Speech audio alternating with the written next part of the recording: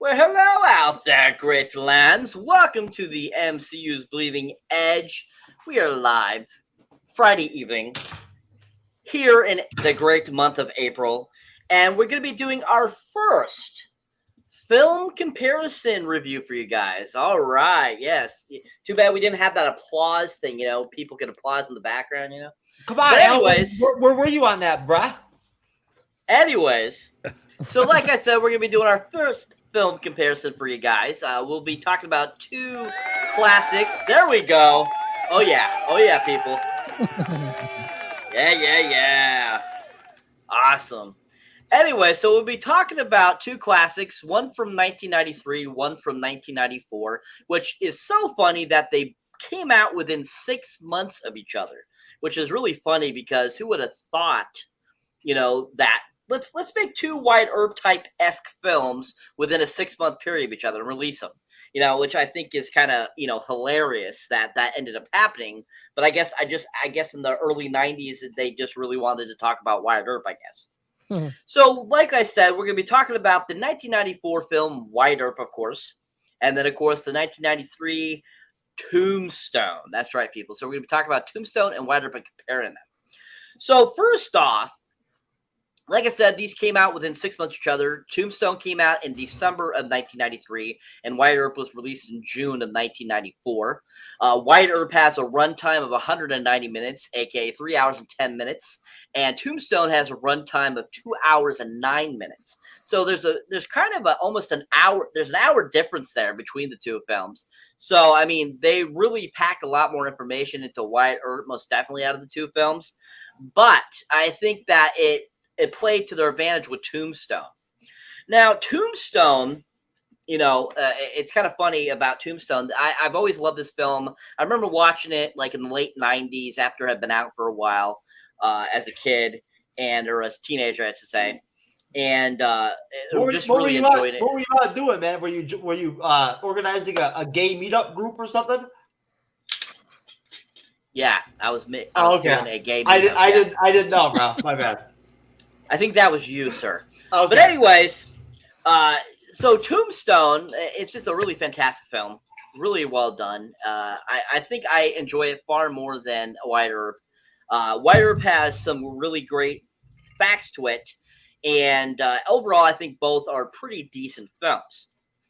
Now, of course, Wyatt Earp is actually considered a stinker of a film, actually. It did a lot worse than Tombstone did, with a 31% Rotten Tomato score, whereas Tombstone actually has a 72% Rotten Tomato score.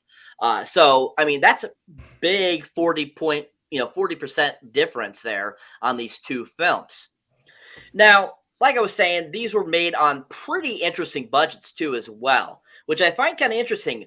Tombstone was made for $25 million, which was only 6 months before Wyatt Earp, but Wyatt Earp cost $53 million to make. And there was an hour difference in time. So you can see how much more they needed to really produce there. But unfortunately, Wyatt Earp, this is hilarious, Wyatt Earp only made $53 million in the box office.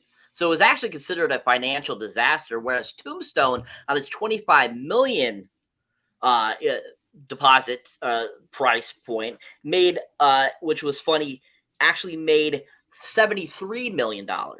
So I mean, that is 73.75. No, there's no 75s in these, people. And this is definitely a huge, difference. I mean, making $20 million more than Wyatt Earp did when Wyatt Earp had a huger budget really shows, writing and production value doesn't always compare.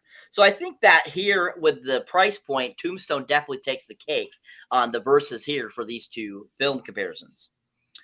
All right, so start off the bat with you guys here. Let's just let's go around the table and just get everyone's opinion on which film do you think has a better story, and just kind of like which one do you think was a better story? Do you think that that if they had changed the story and the other one, it would be better, et cetera, et cetera. Just kind of your thoughts on which film you think has a better story.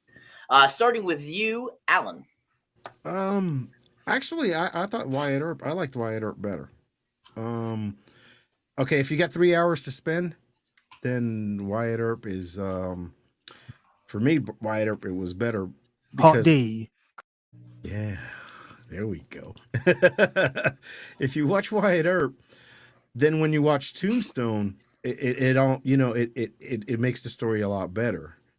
Because in Tombstone, basically, Doc Holliday just shows up. You really don't know, you know they're friends, but you really don't understand how they became friends. Um, you really don't know about the OK. You know about the OK Corral and Tombstone, but you don't know about Dodge City. In Wyatt Earp, they explain Dodge City. They explain how he became a marshal. As he started as a bounty hunter and all that. So I thought personally, I thought I liked Wyatt Earp better, but that's just me.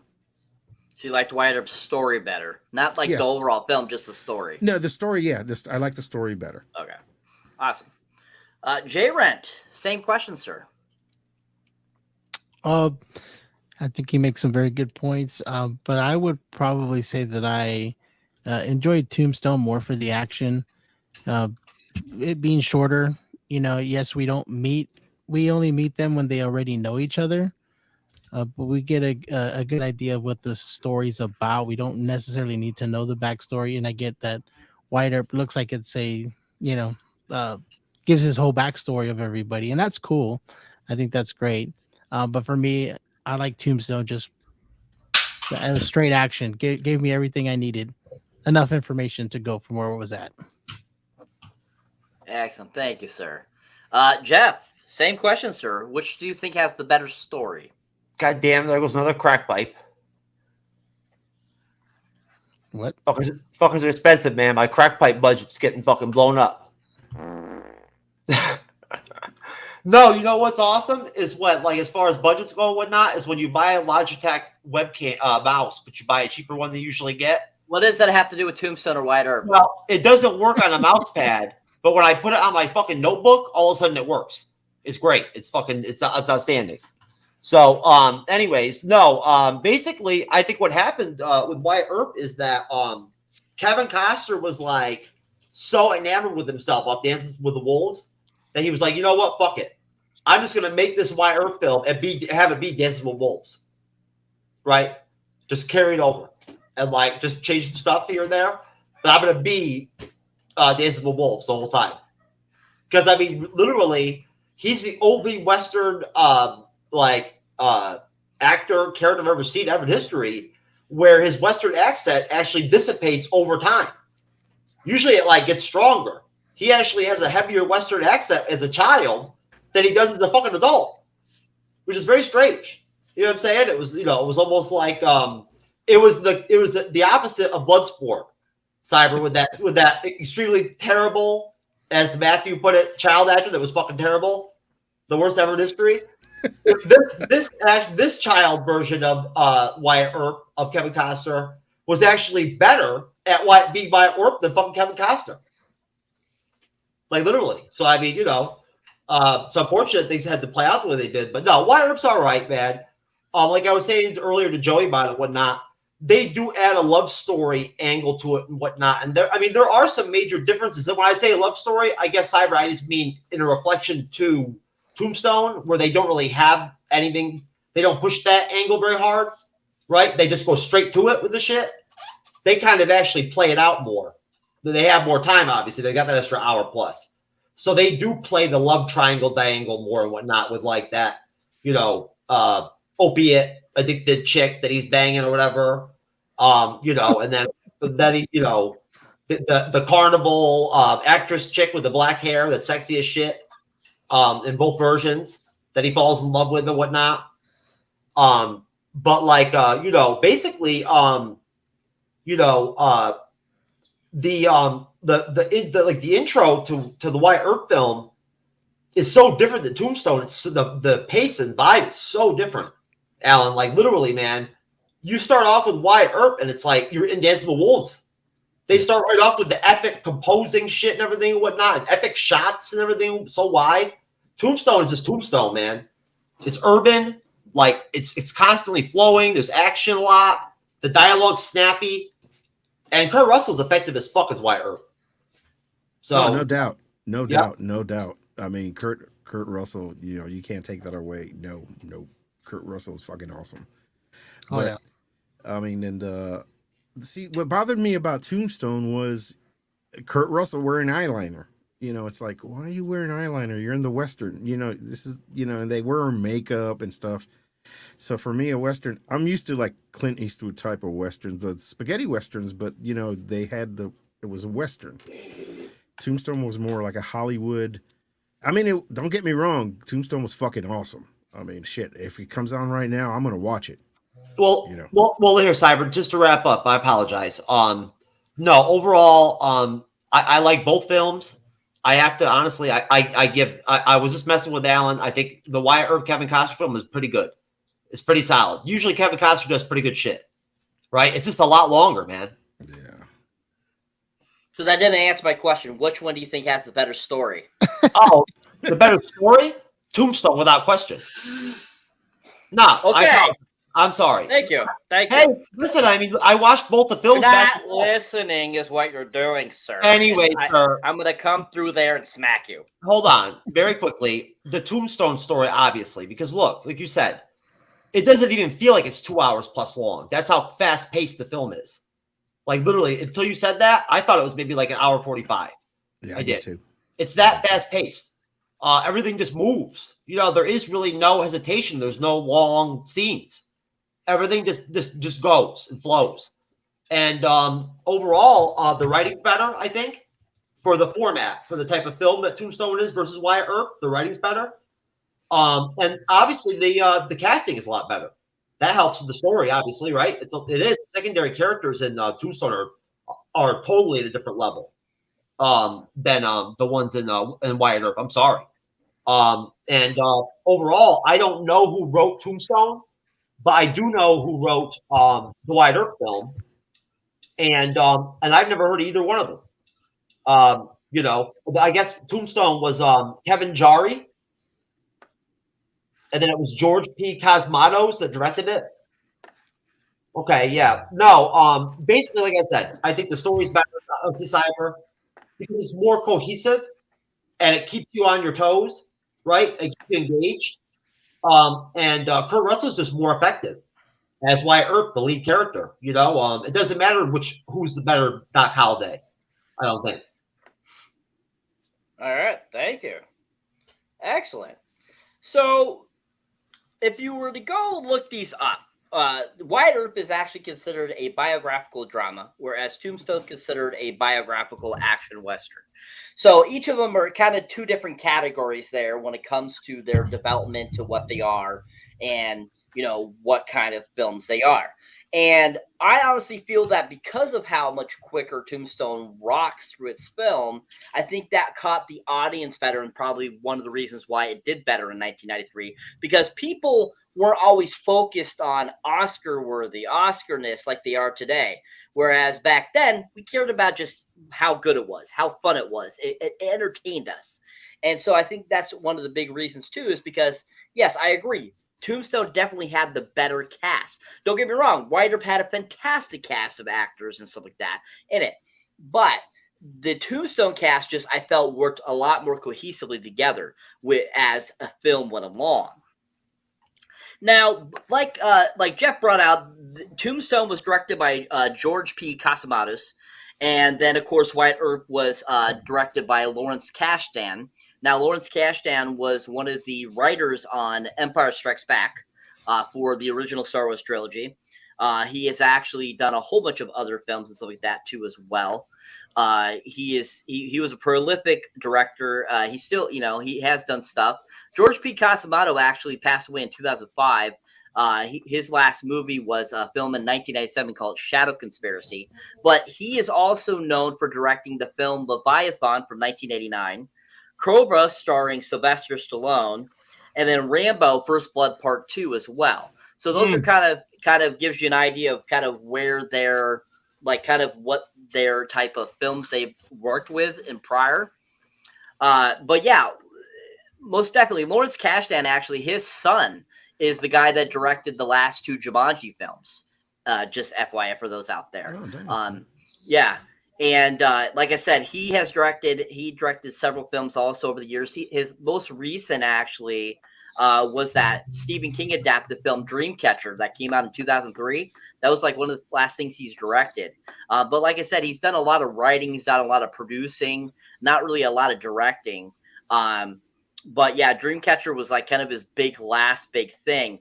But he directed the film Grand Canyon, The Accidental Tourist, Silverado, and The Big Chill, and Body Heat. Silverado and Big Chill are really good movies, man. I saw Dreamcatcher in the theater with Amanda back in the day in North Carolina. Yeah, so I mean, these guys are big time, directors and stuff like that, and I think they're both very capable directors. I personally feel that George P. Cosmatos did a better job of directing than Lawrence Kasdan did, even though I do enjoy Lawrence Kasdan, a lot of his other films. I thought he still is a great director. I mean, he did a decent job with Wyatt Earp, but I just feel that George P. Cosmatos got edged him out a little bit with how good Tombstone was. So going around the table, who do you think is the better director? And do you feel that they had a really good stylization for what they did with the films? Do you think they did a good job? And just overall, what did you think of their directing of these two films? Starting with you, Jay Rent. Dang, I was about to say skip me. Just kidding. If just because of how much I enjoy Tombstone, I think I'm gonna go with Tombstone on this one, as opposed to Wyatt Earp. I think the way they put the scenes together, each scene that was that had drama in it was, the bar scene, the poker scene, a lot of the scenes, that created those tense moments were done really well, for a movie that's not just action movie, but it had like suspense in it, some type of suspense drama, like moments, and so I think for me it'd be Tombstone, the director of Tombstone. All right, awesome, thank you, Alan. Same question, sir. I agree. Tombstone had the director he did, and for what I understand, I mean, I think Kurt Russell had a lot to do with it too. He helped with the directing and the producing part of it, and so yeah, I think Tombstone. Yeah, when it came to the action parts, the director did a much better job than not much, but did a better job than Wyatt Earp when it comes to the action parts. Yes, I agree. Excellent, thank you. Jeff, same question, sir. Who do you think was the better director? Out of the two, obviously the one that directed Tombstone without question. And I just wanted to put. I apologize. Oh, anyway, no, you're good. No, I noticed something here in Cyber that I thought was interesting. It says here that with Tombstone that the film was primarily shot in Arizona, and that a month into filming, Kevin Jarvis, actually the other writer, was fired as director by producer Andrew Vanja and replaced with George P. Matamos. Michael Bean, a close friend of Jari, considered quitting. Bean recalled feeling Cosmatos had no understanding or appreciation of the screenplay. By the time of Cosmatos' arrival, though, all actors stayed on board. The new director brought a demanding, hard-nosed sensibility to the set, which led to conflicts with some of the crew members, most famously with cinematographer William Fraker. Meanwhile, Kurt Russell worked quickly with producer James Jacks to pare down Jari's scrawling script, deleting subplots and emphasizing the relationship between Wyatt and Doc. That's very integral, I think, to point out, because I feel like for me in Tombstone, one of the aspects that I like about the Doc Holliday, and I apologize, as I guess it is Michael Bean that plays him. Basically, what it was that, I guess that, that does it for me. Well, I'm sorry, no, Dennis Quaid plays Doc Holliday in the actual Costner one, and then of course it's Val Kilmer. But no, the obviously the Val Kilmer is excellent as Doc Holliday, but without the Wyatt Earp as like a good Wyatt Earp, it doesn't work. It doesn't flush. The dynamic doesn't work. It's good in the Costner version too. It is. If anything, I feel like the Doc Holliday and the Costner version emphasizes the friendship more, brings it up more, them being friends and whatnot, it being more important to him. Kilmer is more loose with it, right? But I mean, I think that's actually very interesting that they mentioned that there, that they actually trimmed some fat. They did from like the actual original script. Excellent. So who do you think? So you think that George P. Cosmatos was the better director, correct? Oh yeah, most definitely. I mean, if he was able to whip everybody into shape and everyone was down to work with him and whatnot, I mean, that's, that's a big cast, right? All Everybody was happy. I'm sure Kurt Russell probably had a lot to do with being able to keep the team connected, right? And make things work behind the scenes. Excellent. Awesome. So like we've said a couple times now, these both have huge ensemble cast.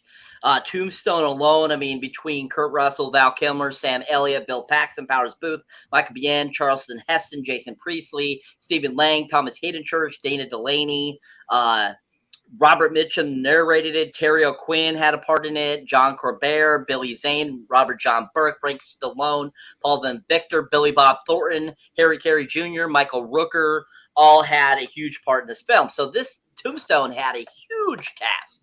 I was like blown away with all the people, and especially Billy Bob Thornton, because Billy Bob Thornton at the time actually was kind of chubby. He was actually not as thin as he has been in the last like 20 years. He actually had some meat on him, and I didn't recognize him at first. So I thought that was kind of interesting while watching it, that he actually at one time was kind of a heavier set guy, and I think that's kind of interesting.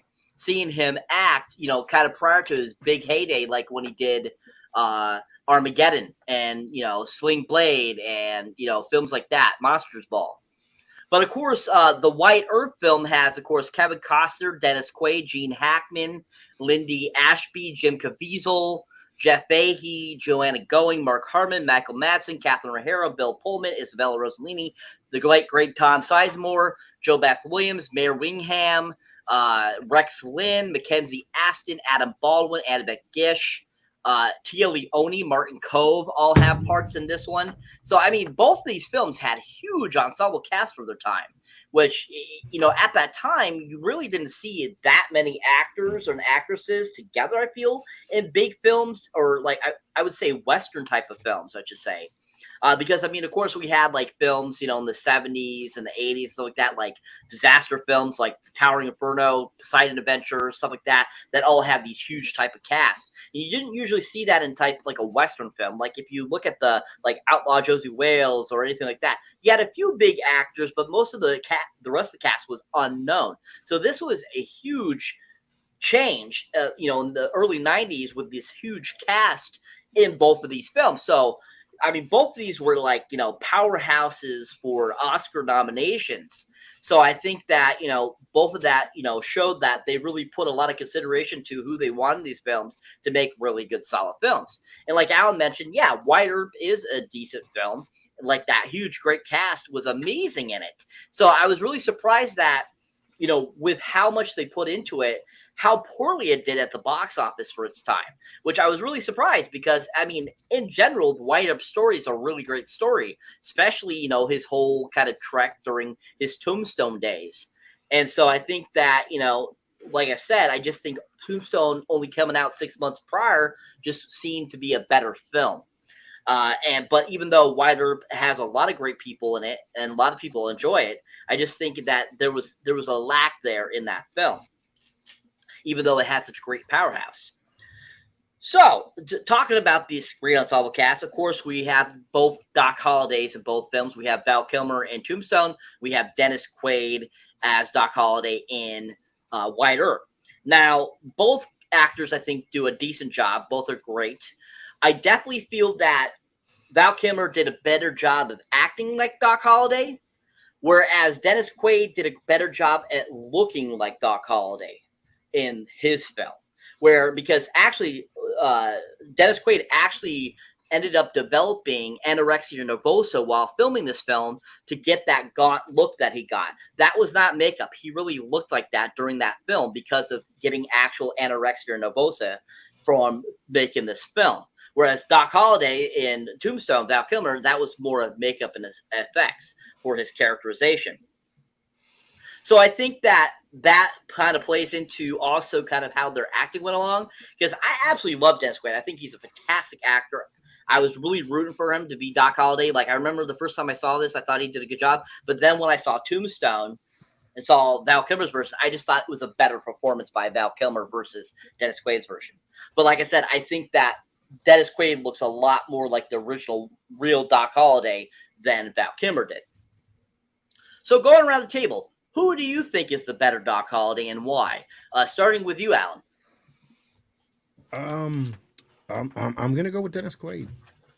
I'm gonna go with Dennis Quaid because it's and I guess it goes back because when you watch the development of the friendship, when all the crap happens, and they shoot all the Earps and all that, and when the friendship that they had and the way he acted, and I mean, it's hard. Actually, it's just hard because Val Kilmer was just fucking awesome, man. He was. But Dennis Quaid for me, he sold the part. And it goes back, and I guess in my case, it's the, he looked sick. He looked like he had tuberculosis. It looked, compared to Val Kilmer when they did the close shots, especially now that everything's in 4K, you can tell the makeup and you can, and we're talking about just apples and oranges here, like really, really, really, really tiny. But if I have to choose it, it would be Dennis Quaid. In my opinion, it would be Dennis Quaid. Excellent. Awesome, sir. Nothing wrong with that. J Rent, your same question, your thoughts, sir. The movie, what is it? Tombstone came out in 96, or was that Wyatt Earp? No, Wyatt Earp 94, Tombstone 93. There you go, 94. Okay. So Val Kilmer was pretty big at this time, right? He had like the Batman movies. He was doing like The Saint that I remember in those times. So he was pretty big in the 90s. I mean, his performance, he was like a tier 1 actor at that time. And I like his performance in there. I mean, when you look at that character, you don't remember Dennis Quaid. You remember Val Kilmer as Doc Holliday, and rightfully so. I mean, his performance, right? You're right, and he may not look more like it, but the performance of that character is going to live on. And when you think about it, you think about Val Kilmer, the Funko Pops, toys or memorabilia is of Val Kilmer, Doc Holliday, and that's what I would go with. Excellent, sir. Thank you. Jeff, same question and anything else you'd like to mention, sir? Oh boy, I get to actually go second. Wow. It's actually third. Wait, I am third. All right, jeez. You know what? Cyber, you're right, man. Maybe I have been smoking too much crack today. I think you have. No, sir. What I meant when I was saying I was all gravy was I just wanted to ask you if we were going to have a good chunk of chance to like really flush out the Kilmer, versus the Quaid, version of the two Doc Hollidays. And I just wanted to mention that when you mentioned the box office numbers, I don't know that this is actually like the tangible reason, but I do know that I've read articles before and whatnot from that time period in the 90s, because I did grow up then, where it said, I've heard that people kind of fizzled a little bit after Unforgiven was so good, right? I mean, I think it was nominated for several Academy Awards. Unforgiven, man. And then Quick and the Dead came out, and it was really disappointing, I think, to some extent for people, just because it had an ensemble cast too. Sharon Stone, young Leonardo DiCaprio, Gene Hackman again. Actor Gene Hackman was in Unforgiven too, right? And it's fucking great in it too. God bless his soul. I think that people just were cooling off a little bit off Westerns. But I will say that the more that I mention Tombstone or the Wyatt Earp film, people keep telling me we got to watch the Yellowstone. I have got to watch Yellowstone. Yeah, You may have already started watching it. I don't know, but I've heard it's really good. It is. It's good. It is. It is good. Yeah, and the spinoff stuff's supposed to be really good too. You know, and Gene Hackman was in Wyatt Earp. He was Wyatt Earp. Oh yeah, he's the father. Yeah, Yeah. no, he's connected to all of them almost. He's like what is it? The 3 layers of Kevin Bacon or whatever the fuck it is. Whatever. I'm talking to Chat GDP right now over here, just so you know, over the conversation. I asked Chat GDP, who is this fucking True Knowledge guy, man? Anyways, but no, so I don't know. Like, I mean, I love Westerns. I hope that they have a comeback at some point. Just a little off the cuff. I'd love to see them, that genre kind of bounce back a little bit in some form. Whatever form can work now at this point, of 2023, whatever way they can make it work with whatever, story, whatever, actors, actresses. I'd love to see a Western or two pop out, again. It'd be nice. That's sadly one thing where I don't think I could ever convince my kids to get to watch like old Clint films, and I loved watching Josie Wales and all that and whatnot with my dad when I was a kid. Those are good films. But no, honestly, it's a 50-50 for me. I mean, Val Kilmer, just like without him and Willow, it was not the same shit. It just was not the same vibe as the film because he has that gift of gab with the way he delivers his lines. He has this charm to him. You know what I mean? This natural warmth, this charm, this slyness. He's very capable of being really good at specific niches when it comes to characters, right? I'm not saying he can play anything. I'm saying there's certain ones where if you put him in those spots, he's really solid. And in Willow, he just sort of in the same, not the same way, but in an interconnected way that he makes Doc Holliday so good. He's that good as Mad Bartigan in Willow, right? And that's what really hurt Willow, I think, right? Was, them not having him and having to instead have cunt-faced Kit, Dom and Jade the whole series. But no, I think it's 50-50. And I think that the reason I'm going to say that is Alan, because Alan makes a really good point that I'm glad he said that he actually picked the Costner, Holiday. That's awesome, Alan. It really is, because any other person would normally just automatically go Kilmer, right?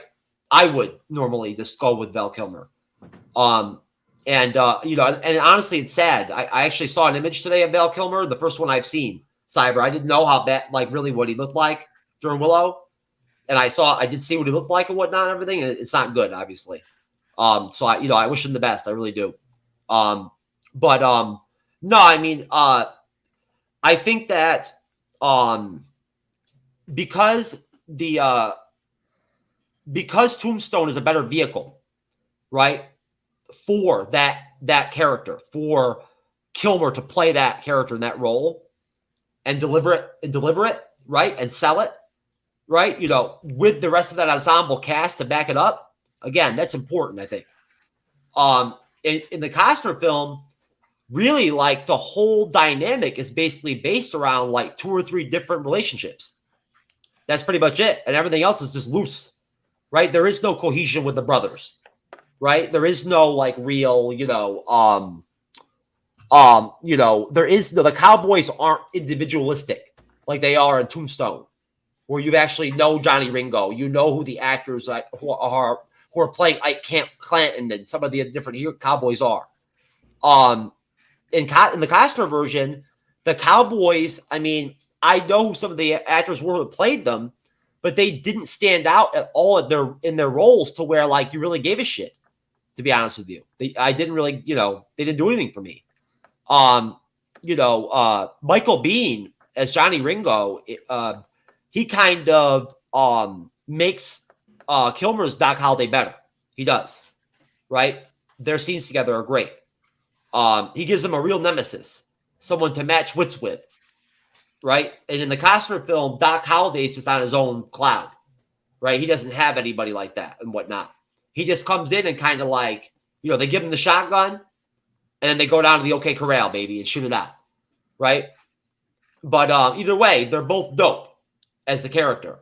Again, I feel like maybe in a way, in the Tombstone version, honestly, Quaid pulls off a more believable from an emotional standpoint Doc Holliday, that he has vulnerabilities to him, right? That he actually does love Wyatt Earp, right? That is his one true friend. Whereas I don't think that in the Tombstone version, Kilmer really emphasizes that very much. He just basically kind of does his thing and is slick as hell and shit and drops his lines and kicks ass. Question. Like in Tombstone for me, Tombstone seems like it's more like a Doc Holliday story than a Wyatt Earp story. Than the Costner is more like a Wyatt Earp story. By what you're saying, Jeff? Because it seems like, because I mean, when you think about it, I mean, like we're looking at the comments right there. I mean, Doc Holliday had all the kick-ass lines in Tombstone. I'm your Huckleberry, I'm going to do this, he had the kick-ass lines. So Tombstone seems more like it was a Wyatt Earp, Doc Holliday story, and the Costner Wyatt Earp was just a Wyatt Earp story. Well, that's what I was reading earlier and whatnot, is that's basically what it said in that little snippet I read, is that Russell wanted to drive that vibe. He wanted that relationship to be more emphasized in the story, and it wasn't. So they changed it, right? So you got to give Kurt Russell props for that. You know what I'm saying? Yeah. Like, seriously. I mean, it's Kurt Russell. Come on, you can't go wrong with Kurt Russell. You just can't. Cyber, it's really tough, man. It's tough to compare these films, bro. It really is, man. And people can say what they want about the Costner. I know I made my jokes about Wyatt Earp and everything, Alan, but when it really boils down to it, man, it has some really solid moments. Yeah, if you want to spend 3 hours, yeah, but if you want to spend an hour and a half, or like I said, 2 hours, Tombstone's the way to go. I mean, we're all just here comparing, of course. And I'm sorry, Cyber, I didn't mean to, just take over, and me and Jeff take over, and Oh, we're not. Cyber, if Cyber wanted to, he would just slap you. Just like Wyatt did to Billy Bob. Yeah. Just hit that mute button. There's a mute button. And when you think about it, Tombstone started solid, with Billy Bob Thornton, it did. Billy Bob Thornton was the first 5 minutes of the movie. Alan, save it. We'll get back to it. All right, thank you both. Great job, guys. Yes. So yes, Andrew. Yes, this is I'm Your Huckleberry movie. Most definitely, Andrew. That is from Tombstone is one of them that they have that line. I'm sorry. I don't think these are two hard films to compare, because I think they are two very different films, because you guys just mentioned that one is more of a focus of Wyatt Earp and Doc Holliday, whereas one is a Wyatt Earp film. So I think maybe because Doc Holliday wasn't a huge supporter in Wyatt Earp, that might be one of the reasons why it wasn't such a hit, and why Tombstone was such a hit, because that Doc Holliday element, which is a huge story about Tombstone. So anybody that's a history buff who loves history, when they talk about Tombstone or the Wyatt Earp, they always bring up Doc Holliday, and that is always a big turning point for people. That is, Doc Holliday and Wyatt Earp were a part of Tombstone. So I feel that, Wyatt Earp being more of focusing on Wyatt Earp itself, I think people just probably found it, like, because it wasn't really centralizing on Doc Holliday very much. They had more about Wyatt Earp's backstory. I don't think that people enjoyed that as much because Doc Holliday wasn't as present as he was in Tombstone. So I think that's another thing that adds to it. I think there's several factors that, probably made that film tank, but I think that is one of the added concerns to that film, or what I've seen from people that have talked about it. So moving on to Wyatt Earp himself. So we have Kevin Costner, of course, playing Wyatt Earp in Wyatt Earp. And then, of course, we have Kurt Russell, who plays him in Tombstone. Now, I feel that both of these people, both these actors played them very differently. Now, I'm not the hugest Kevin Costner fan. There's a few films I really enjoy him in, but overall, I didn't care too much for his version of Wyatt Earp. Whereas I felt Kurt Russell pervade more of a lawman type of personality and type of individual that Wyatt Earp has come to know in the lore. Whereas I feel in Wyatt Earp, Kevin Costner's version, I think kind of partly was his kind of imagination a little bit, along with some of the truths of who Wyatt Earp was from, the history that we know. So, going around the table, of course, who do you think was the better Wyatt Earp? I'll start with you, J. Red, this time. All right. Well, I think everybody knows what I'm going to say. And it's going to be Kurt Russell, if you didn't guess it. I'm going to be totally honest and totally biased about both of these, because I think if anybody asks me between the two movies, in my opinion, it's always going to be Tombstone. So I'm going to pick Kurt Russell as the better Wyatt. I think he does a great job of his acting, and just he's the man. He's all around just did a phenomenal job. Not that Kevin Costner didn't do a great job. The story of Kevin Costner may be interesting to most. I'm going to be honest and be biased and my side again and say that I'm not interested in the story too much, but watching Tombstone made me interested. I'm not interested in the full story of Wyatt Earp and his journey to where he got through the whole way. So granted, I did like Kevin Costner in the movie and he did a great job. I'm not going to see a Wyatt Earp history or documentary. I want to see a Wyatt Earp action drama suspense, and I'm going to go see Kurt Russell. Excellent. Thank you. Alan, same question, sir. I'm gonna have to go with Kurt Russell, man. It's Kurt Russell. He's Snake. He. Kurt Russell can carry a movie, and I'm not saying Kevin Costner can't, but Kurt Russell can carry a movie. So even if Val Kilmer wasn't on there in the movie, I still think it would have been a good movie because of Kurt Russell. And I mean, he did a good job as Wyatt Earp. When it comes to the acting part, he showed the emotion. He showed how much he loved his brothers. And it was more. Yeah. For me, it was Kurt Russell. Kurt Russell was a better Wyatt Earp, in my opinion. Yeah, it was. Excellent. I mean, I totally have to agree there, that I thought Kurt Russell was the better Wyatt Earp as well. I think I mentioned that a little bit earlier, too. I just felt that his was so much, I don't know, I preferred it more. I thought you can't go wrong with Kurt Russell. I absolutely love Kurt Russell. I think he's fantastic. And, I mean, anything he does, I mean, from his days at Disney back in the day when he did The Strongest Man, he did The Computer Wore Tennis Shoes, No Deposit, No Return. Those are all great. I mean, he was on an episode of Gilligan's Island in its first season as a Jungle Boy. I mean, he's done, of course, all these other great films over the years, from The Thing to Executive Decision to Dark Blue. I mean, he's just always a great actor.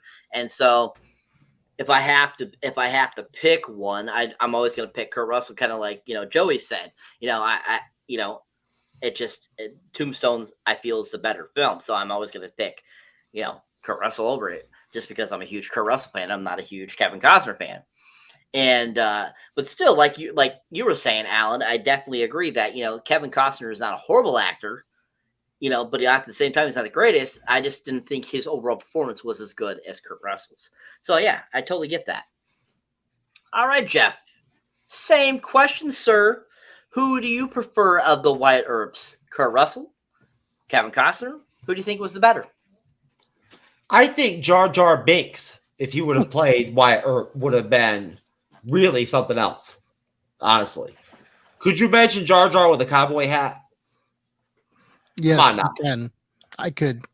Right? And him with a Western accent, too? Yeah, you got Misa, kill you.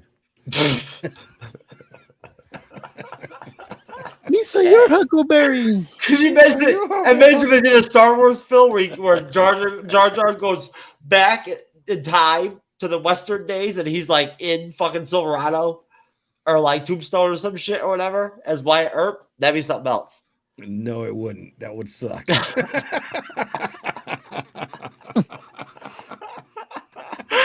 Oh my god. Anyways, no. Honestly, I mean, again, there's no question with this one. Kurt Russell fucking just kills it. I'm sorry, but like, the whole deal with Kevin Costner, where he just like talks just like Kevin Costner for like the 2/3 of the film, he just has no Western accent at all. Almost, it doesn't really make any sense. Like all the other, all his brothers have one, but he just talks like Kansas. I'm telling you. He was he just continued on from Dances with Wolves, and just kept on rolling, baby. You know, but no, basically, it is no, but no, the only reason that I say that is it's funny because I was talking about it earlier that basically the score of like the Kevin Costner Wyatt Earp film is literally like Dances with Wolves type shit. Right, like Tombstone's got like some dope like score. The Wyatt Earp one's got like this epic score, man. Like like you're watching fucking some some crazy Godfather level film or some shit. It's just like it's almost like they tried to make it so big. But no, I just feel like overall, for one thing, just from jump, Kurt Russell's Western accent, his cowboy, whatever you want to call it, accent was better than Costner's, and that's important if you're going to play Wyatt Earp, right? So and then basically, I think that his mustache is better too, right? Much better than Kevin Costner's. Kevin Costner's mustache is weak ass. It's weak sauce, right? Seriously. Compared to Kurt Russell's shit is out there, man. His was more was accurate to really Wyatt Earp's mustache. Yes, Wyatt Earp had the full, not the Fu Manchu, but he had the full circular mustache that was out there. That's what he rocked. So it had something. That's off again to Kurt Russell. Kevin Costner just couldn't handle it, baby. That was too much mustache for him. So he couldn't deal with it. But no, he was more authentic to me. I'm no historian when it comes to Wyatt Earp. Of course, I know some basic information. I looked at some stuff before the review or the show. And I looked at the pictures. Obviously, you can't pull up shots of Tombstone and the Wyatt Earp film and not see online images of like the actual Doc Holliday and the actual Wyatt Earp. They're right there. And at that point, I think it's important to point out that just like I believe the film is more authentic to the time period, right, and everything and whatnot, Tombstone is. It delivers it better. I think that Kevin Costner's Wyatt Earp is just too slow, like too plotting, too methodical almost at times, right? Where like Kurt Russell's more what I would think that Wyatt Earp would be like, right? Like very much like his father, which they did show a lot in the Kevin Costner film, that he had that same deal with his father, that desire to not settle down, constantly move, wanting to move to different states, looking for different, adventures, investments, whatever. I love the fact that they sort of housed and almost internalized Tombstone into almost one specific area, right in the city, basically, except for when they actually have that shootout after the OK Corral when they hunt down the cowboys, right? At that point, everything really happens in Tombstone for the most part, and I love that part of it. I love that vibe that it's all set right there, right on the dirt roads. Although they didn't do a very good, accurate job as far there should be horse shit on the streets and whatnot, right? Anybody who watched Deadwood knows there's a lot of horse shit on like the streets back then. But no, overall, I just thought that Kevin Costner did a good job.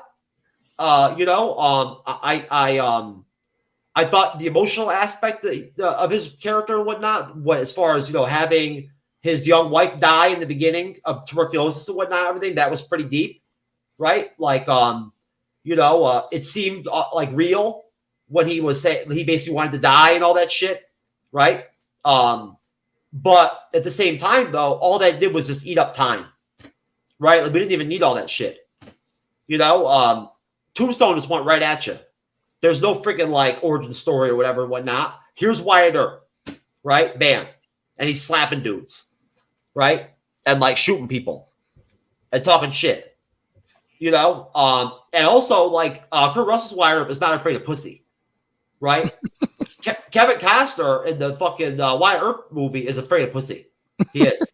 Seriously. Like, dude, when he has sex with his virgin wife, right? They play this epic score, Dance with the Wolves music and shit during it and whatnot. I'm like, what the fuck? How does that make sense? Like, how does that fit? Yeah, he wanted Jeff wants to hear this type of music when when Kevin Costner. Yeah, baby, come on now. That's what he wanted to hear. I mean, go ahead, Jay. 70s porn music. Jeff, you messed up Cyber's next question. No, I was gonna say though, I mean, how do you maintain an erection when you've got like dismal wolf shit going on in the background? Right? You should have anything, you should have Bloodsport. You should have the Bloodsport soundtrack on in the background. Oh yeah, that was no, let's not go to that. Okay, you were saying?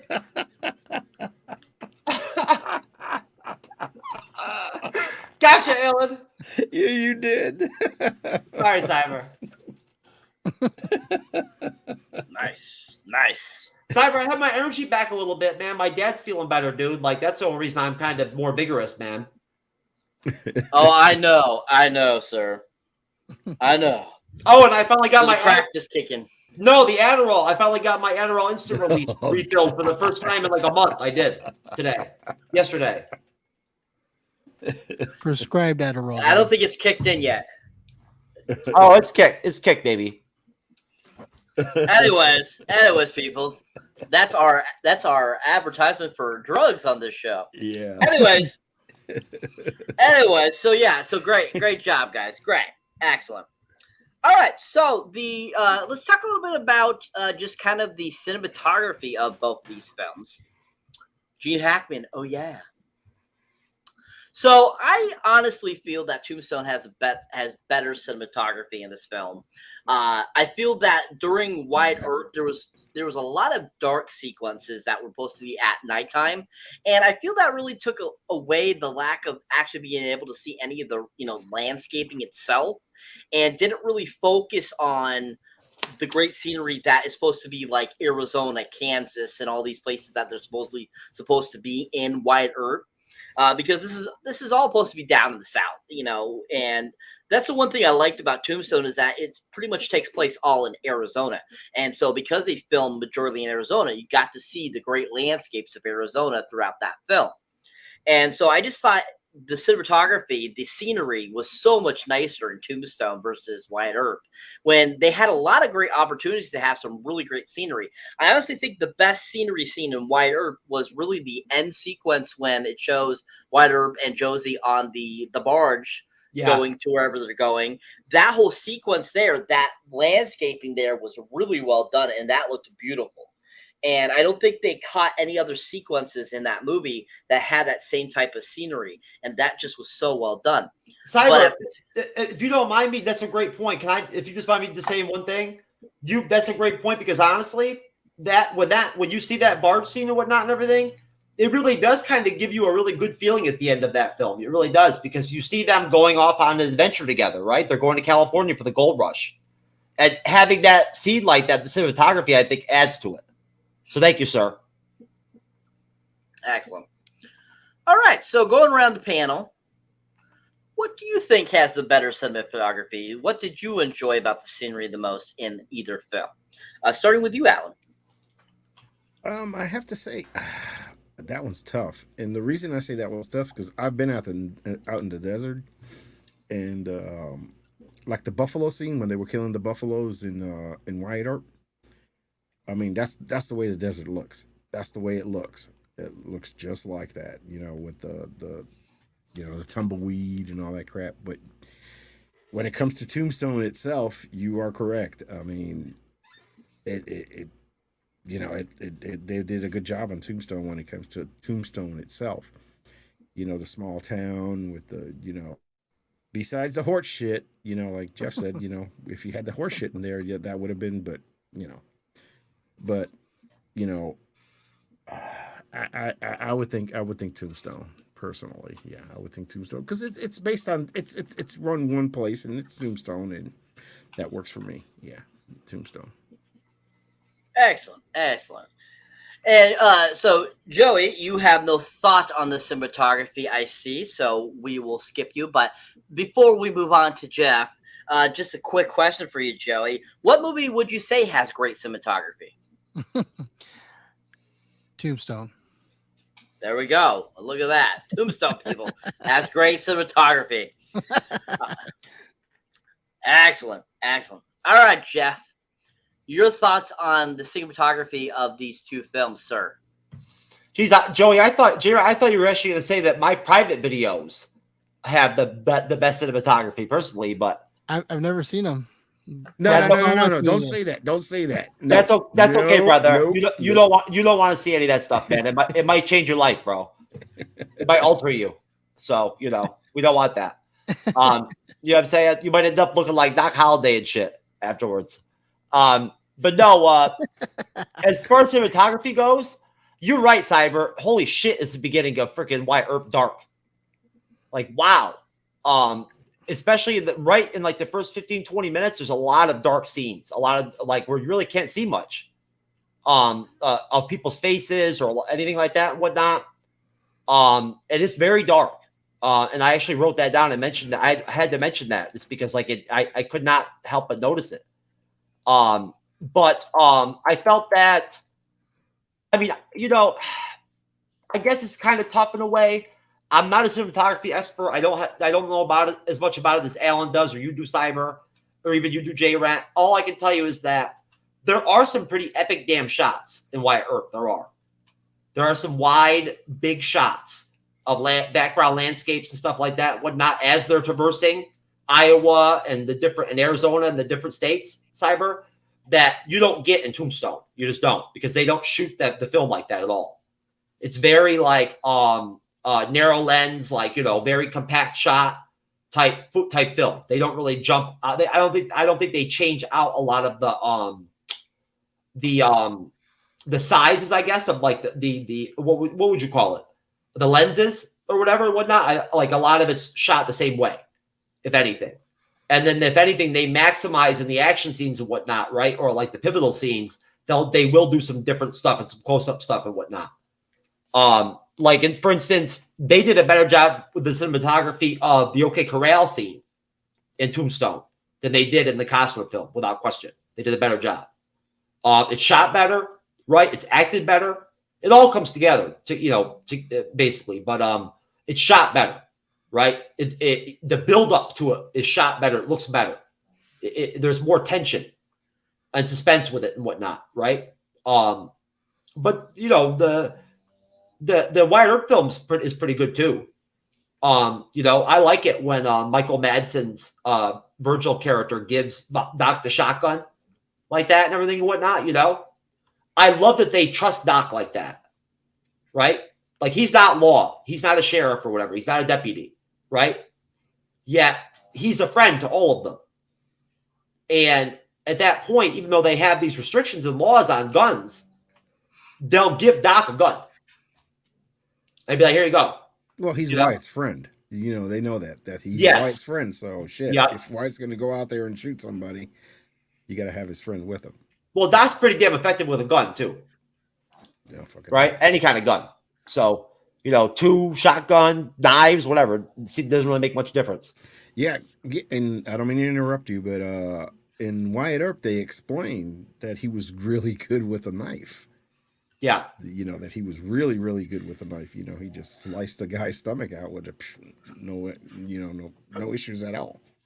That would never surprise me with a Doc Holliday type character, that he would have knife play skills. Cyber, you would agree with me on that? That wouldn't shock me that he would be able to handle a knife. Doc Holliday? Yeah, and know how to fight hand to hand like that and whatnot if he needed to. Yeah, I think it was pretty common practice for most men back in that time because, that's just how the times were. Especially with the gambling, though, and whatnot and all that, and how he would drink. He probably would end up in situations where he would have to just go with a knife. Yep. Close up. Right? But no, so yeah, I'd say overall probably, again, I'd give it a draw, I think, probably just because that's one thing I do think that they pulled off pretty well in the Wyatt Earp film, is there are some really good shots. Right? Like you said, that final shot when they're taking off and whatnot, and they're older, and they're heading to the gold rush in California, that's a great shot. It really is. Yeah. And the Wyatt Earp, the problem that I had with Wyatt Earp's scenes was talking about when you went to the beginning, it was too much Dances Like Wolves. And that's why it kind of turned me off on that thing. It was like, well, it's Dances Like Wolves, man. You're showing me all these scenes. That was a turn off on that. I can hear Tippy snoring. Yes. Tippy, shut up, man. The fuck? All right, thank you all. Thank you all. All right, so to break things up for you guys, we're gonna show you the trailers for these two fantastic films, and then after that, we will talk a little bit about some scenes of Val Kilmer's version of Doc Holliday and Dennis Quaid's version of Doc Holliday. So, if you have those trailers ready, sir, we are waiting. I've got him, sir. Thank you for the setup.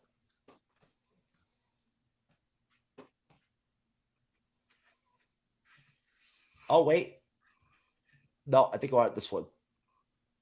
Nope, this one. I'm sorry.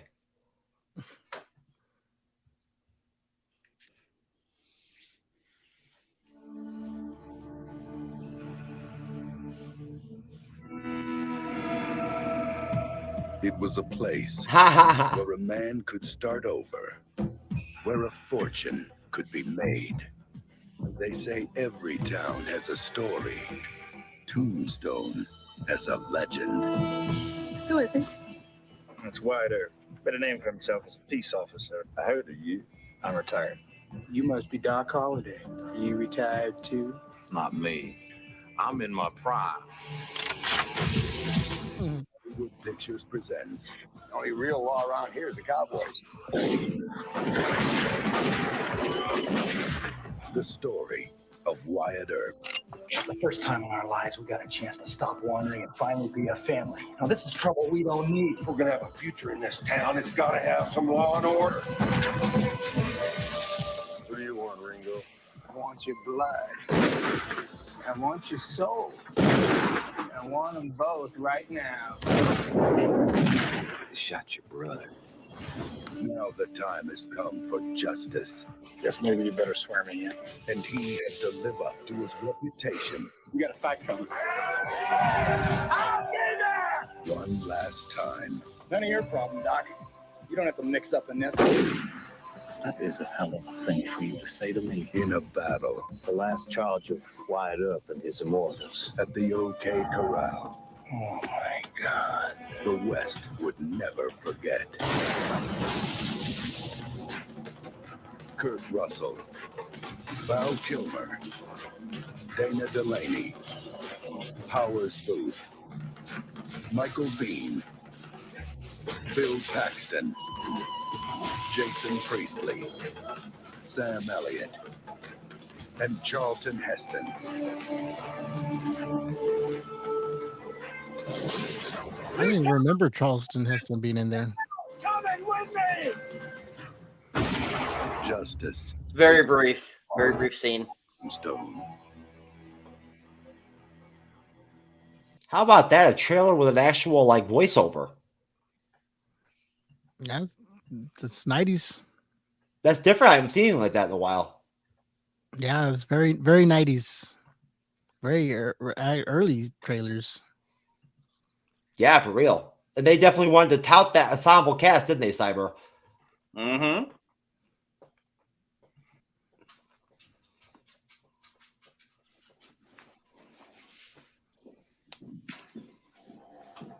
Is there going to be a fight, Wyatt?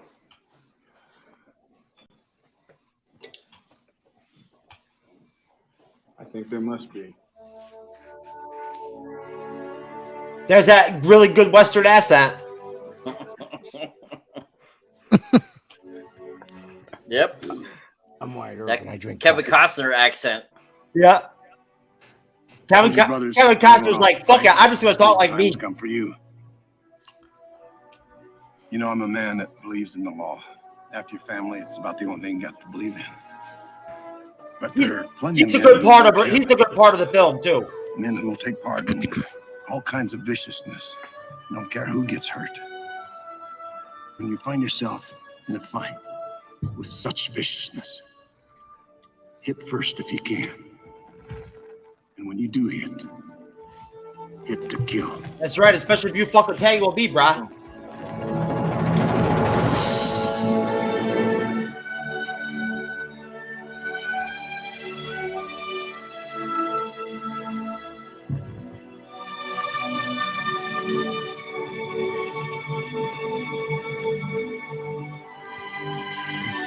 Sexy time.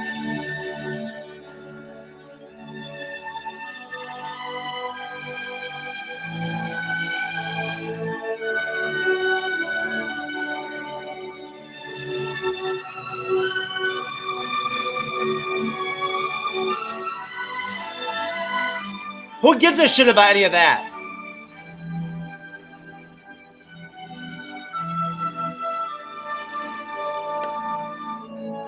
Call me Doc.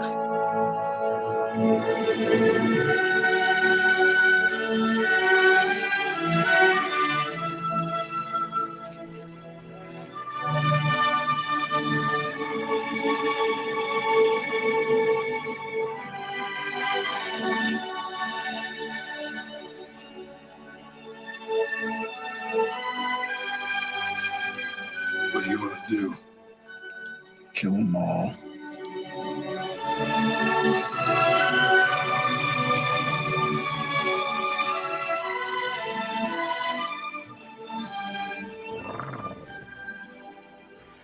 I'll be your family, Wyatt.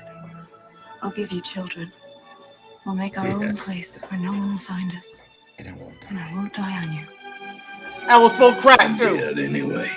So if you want to go out in a blaze of glory, I'm with you. The closer you keep your family, the better. Nothing counts so much as blood. The rest are just strangers.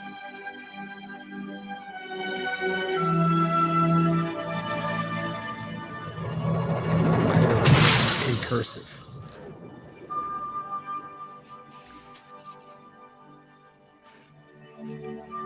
And I almost fell asleep to that trailer. That was actually a tie-in to the House of the Dragon in Game of Thrones there, as far as like some incest shit. That's what they got. That's what Dad was talking about. He was like, you know, you should only be banging your sisters and stuff and whatnot, not outsiders. No, I'm just kidding. No, you're right, though, J-Red. There's some boring ass parts of that trailer, man. And like, dude, they don't even let the actors talk. Like, you don't even hear Doc Holliday talk or anything. Or Costner, one of the best parts of him and Wyatt Earp is his lines that he delivers. I've got the Kilmer best scenes from Tombstone, and I've got the Wyatt Earp meets Doc Holliday. Very short. Okay.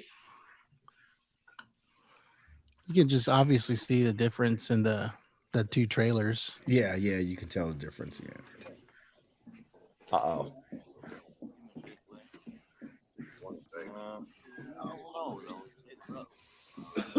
Actually, I liked this scene. I liked. Back then, everybody just starts drinking and smoking at like 8 o'clock in the morning. A friend of mine. Well, shit, we do that now. Straight liquor. I've heard that name somewhere. Don't know where, but it wasn't good. Mind if we sit down?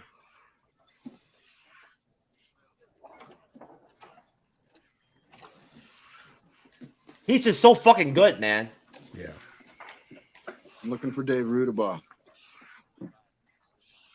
There's a reward for information about him if it leads to his arrest. Are you a lawman, Wyatt Earp? You are not wearing a badge. Are you ashamed of your profession? I love it. I love the I dialogue. myself was a dentist. I was proud to be a dentist. I did not hide the fact that I was a dentist. How are your teeth, Wyatt Earp? They're working all right, I guess. I'll take good care of them. They cannot be replaced. I am no longer a dentist. I'm a sporting man. That is my work now. In Georgia, we were taught that a man should take pride in his work. Like Bloodsport? Have you ever been to Georgia, Wyatt Earp? To honor your season. Beautiful state, Georgia. Very green. I was forced to leave Georgia. I fear that I will never see it again. I'm sorry.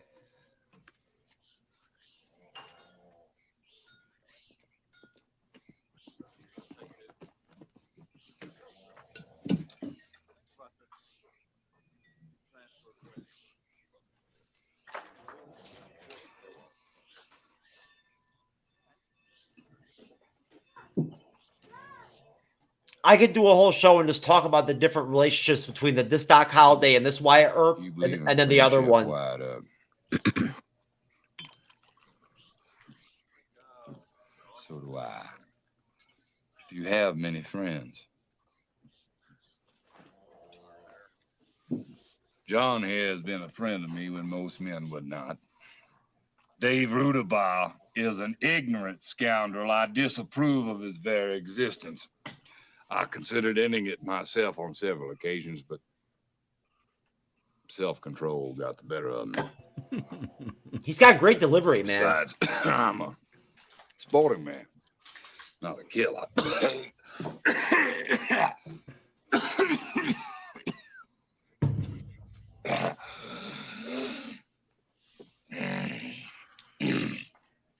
So, tell me about the reward, Wyatt Earp. You'd be doing. That is enough of that.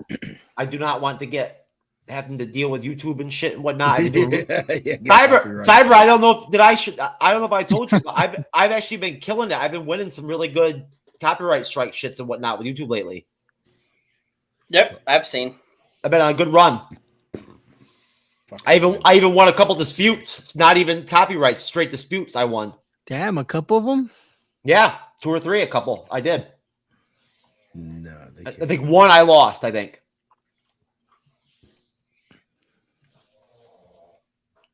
Well, Cyber pays attention to that shit. He already knew. Yeah, Cyber's like, oh no, stop, don't play it. It's hard to believe that Mint Mobile can be good at just $15 It's a not. month. It's So, not $15. As Mint's new owner, I brought in one of our first. That's a lie. That's $500. It's $40 a month. You fuck. $15 my ass. Dude, that is for the lowest plan, you dumbass. Oh, okay. 500. Must be a peach of a hand. That's where you only get 2.75G. Yeah, 2.75. Thank you, darling. Kate, you're not wearing a bustle. You know, in history, God damn it. he did have the ugliest whore supposedly, but in the movie, I mean, they were. She was banging. Yeah, because they're not gonna put an ugly one in the movie. You know, yeah. If you're gonna be with a whore, why would you want to be with an unattractive one? Well, You know no, what? Doc Holliday was with an attractive whore. darling. If you, I just was listening to it now that we had the comparison, Daisy. but like the Doc Holliday and Wyatt Earp, his voice was more like grunge, and like when you talked about the way he delivered his lines were rough, and when you hear Val Kilmer talk, they're just it's smoother, like with finesse. Yeah, it's Val Kilmer, man. The other guy's more like It's yeah, Iceman. Iceman, yeah, it's Batman. Yeah, it's Batman. Dude, he was fucking awesome in Heat. Does this mean we're not friends anymore? Yeah. You know, Ed, if I thought you weren't my friend, I just don't think I could bear it.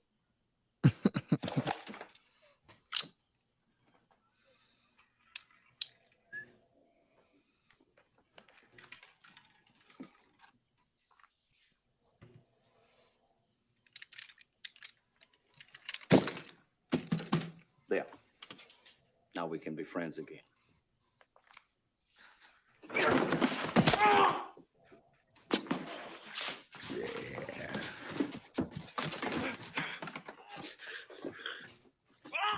touch that gun, I'll burn you down.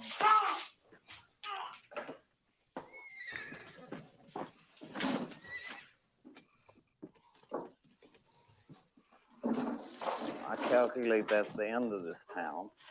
Yeah, he's like, let's get the fuck out of here and go hang out with Wyatt. The horse is outside.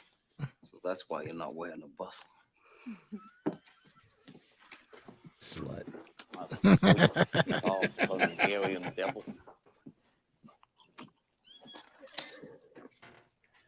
Well.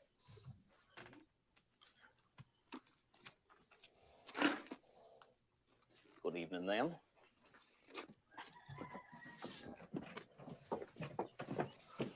Let's not bother about the luggage.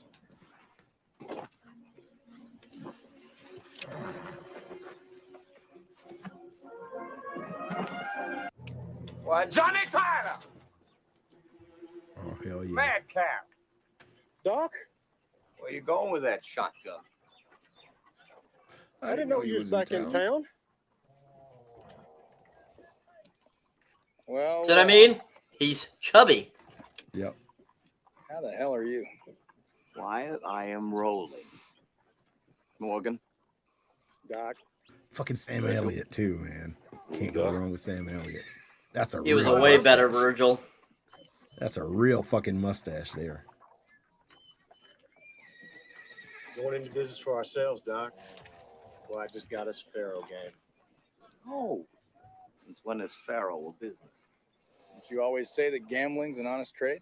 No, I said poker's an honest trade. Only suckers buck the tiger. The odds are all on the house.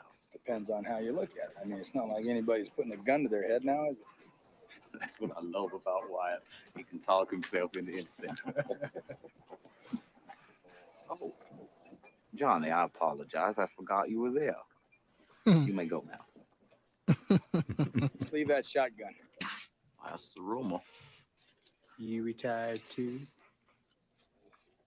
Not me. I'm in my prime. All right, that's it. There you go, YouTube. Don't be fucking with me now. Fuck you, YouTube. Can't be having it. Yeah, that was 1.75 minutes long. Yeah, that's right. Hey, man, listen, the time passes quick and whatnot, and everything, and like before you know it's 4 minutes or 3 minutes and whatnot. That shit's critical. Just play the whole movie. Yeah. When we get to our Patreon, like, but that point in our path, then we'll just do full movies and whatnot, everything and all that. Do a full movie and just like narrate the whole full movie all the way through. Listen, when I understand and know how to actually do those kind of reactions and make them work and all that and shit and whatnot, we'll do them. Believe me. Cyber's been wanting to do Patreon since before we even started the Bleeding Edge. I'm just kidding, Cyber. I'm messing around, man. I'm just being Cyber's all business, baby. He don't play. That's right.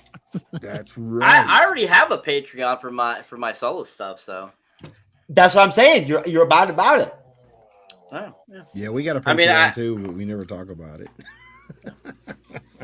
No, me either. Yeah. I mentioned it, but I've got one too, man. But every time I go to finalize that shit and whatnot, and everything, I end up doing a threesome or a foursome or something and everything, and just fucks me up, man.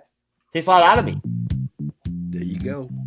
I mean, seriously, I'm exhausted and almost end up having them panic attacks and shit by the time them fuckers are done. I go all out, man. Good to know. Okay. I don't play, bruh. Anyways, J-Rent, you need to take off, man. Yes, thank you guys for having me on the show. Hell yeah, dude! You have a kick-ass set in the back, man. You got. I'm glad you like it. That thing is awesome. That is nice. You can't even see the fullness of these shelves, but I just try to capture just Believe me, that's better lighting than those Wyatt Earp scenes, man. Think so? Yeah. What are you kidding me? No, so. You got some kick-ass stuff back there, man. It's good to see you, J-Rant. It's been a minute, man. We were worried about you. We didn't know if you fucking died or what. Well, I mean, I don't know. Maybe. You never know. But, just work and family and stuff like that, takes a lot of your time. And when you get older, you just get tired. You just want to sleep. Yeah, I know, man. Like, Until you get my age. When you get my age, man, you're going to be like, J-Rat, I feel constant fatigue 24/7, 365 every second of the day, man. Well, I feel you guys on that, and doesn't help if I gotta work 10 hour shifts a day. Yeah, we work killer. So Nah, I hear you, man. I'm telling you, I don't remember what it's like really. I remember working, and I didn't mind working 60 hours a week. I felt okay afterwards. But how I feel now, dude, like it's in a whole different dimension. But no, J-Rat, what's up, man? What's up with Podcast Odyssey, baby? No, I'm still doing some stuff. I've been a little slow. Instead of doing once a week, I think I've been doing like once every 2 weeks. I've slowed it down, but still been, posting to Spotify and Apple Podcasts whenever I do a show. So I still got those going on. It slowed down for me only because of the work, working and then family life and stuff like that. But at some point, I'd like to like jumpstart it and then be more active and accelerating like I would like to. But at this point, I just got to pace it.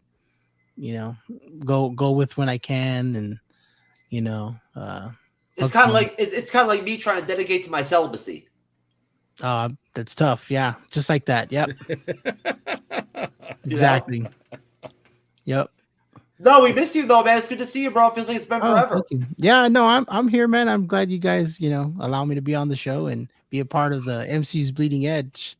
I enjoy doing it, especially if I can make the time to do it for a little bit. And Hey, as far as I'm concerned, dude, you and Cyber are the only reason why we're even reviewing these movies. Nice. What about it? Ain't because of me. It ain't because of me. I mean, we're just Alan, we're just here, bro. What's up with that? We're just here, man. I'm just here. We just exist. Yeah. Well, I'm a moviegoer just like you guys, so it's fun talking about them. Hell yeah. This is off topic before I go, but have you guys seen the second trailer to the Flash movie? I haven't seen it. No.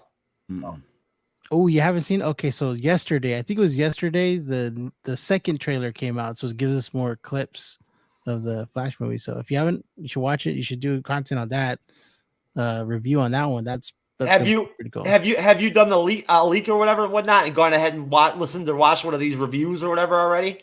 No, I haven't done that. Not yet. Your brother. Hey, Guardians is coming out soon, baby. Guardians. Yep, that looks good too. Can't wait for that. Next Friday. That's right. That's right. What day are we doing the review, Cyber? What is it, the 11th or 12th? Yeah, the following Wednesday. The Wednesday, yeah. Yep. There you go. Okay. Fucking A. You gonna get in on one of these DC animated films, Joey? Yeah, I can if you just tell me what it's on, and that way I can watch it, and then I'll be more than happy to give you guys some time and give my thought. All right, brother. Love it. Appreciate you, man. All right, guys. Thanks for having me on. Nice I'll talk to y'all later. Alan, we'll see you around, man. Yeah, man. All right, guys. On, brother. Peace. All right, J-Man. Peace, bro. What are you doing now, dude? That's close to my face. Come on now. I know, man. I'm all fucked up. I'm not that with my crack high. I'm all fucked up now. Thank you, brother. Thank you. Jesus, man. I'm telling you. Can't be having it. All right, folks. So we just showed you some clips from the films, showed you the trailers, and I have come across a question here that one of the panelists has asked to talk about a little bit. Oh, nice. And basically, the question being, who do you think was more authentic at shooting and handling a pistol in their films? Say Wyatt Earp, Kevin Costner, Kurt Russell. Let's start with them. Who do you think was better at shooting? Who was better at handling their pistols in the film? Do you think Kurt Russell did a better job, or do you think Kevin Costner? Starting with you, Alan. Kevin Costner. The way they did the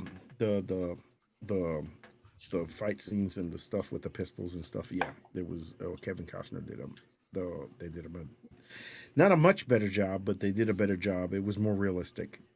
It's I mean, I live in South Carolina, we're the gun capital of the world, and so we shoot guns all the time, and yeah, it was more realistic. All right, Jeff. Well, honestly, man, down here in Southwest Florida, bro, I've given up on guns. I just fight dudes now. I'm done with weapons completely. I've given up. So no, I'm just kidding. But no, I'm not trying to fight anybody, folks. I'm just trying to fight cancer with Ironheart. That's all. Ironheart. No, you're right, man. You're definitely right. Kevin Costner, baby. He looks more. There she is. She banging.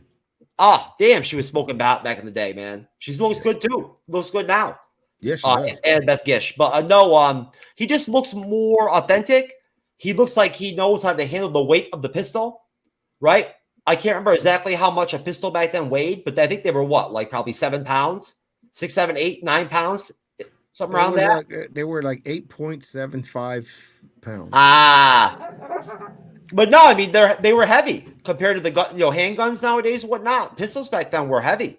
Yeah, so powder, well, no, I mean, and just the metals they used and whatnot to build the guns too, and they were the size of them. At that point, like you had to learn and really train to build the hand strength to hold and grip the pistol and be able to shoot accurately.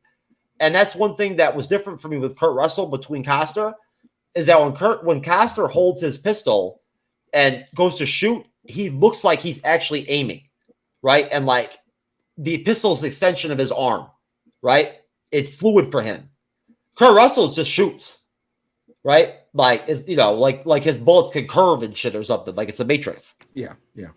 Like when he did the shotgun scene and all that, when he pulled the shotgun up and all that. No, yeah, all that, yeah. No, as far as the Doc Holliday's go, I'd have to say probably that again. I didn't pay attention to it. There wasn't as much of a distinct difference to me between the two of them compared to the Earps.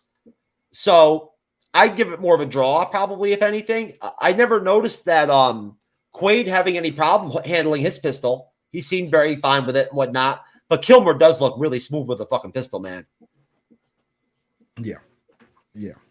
He just looks cool, man. He looks fucking cool. Well, I think I kind of like Quaid the way he did it because he would have the pistol inside. So when he pulled the pistol out, it was different.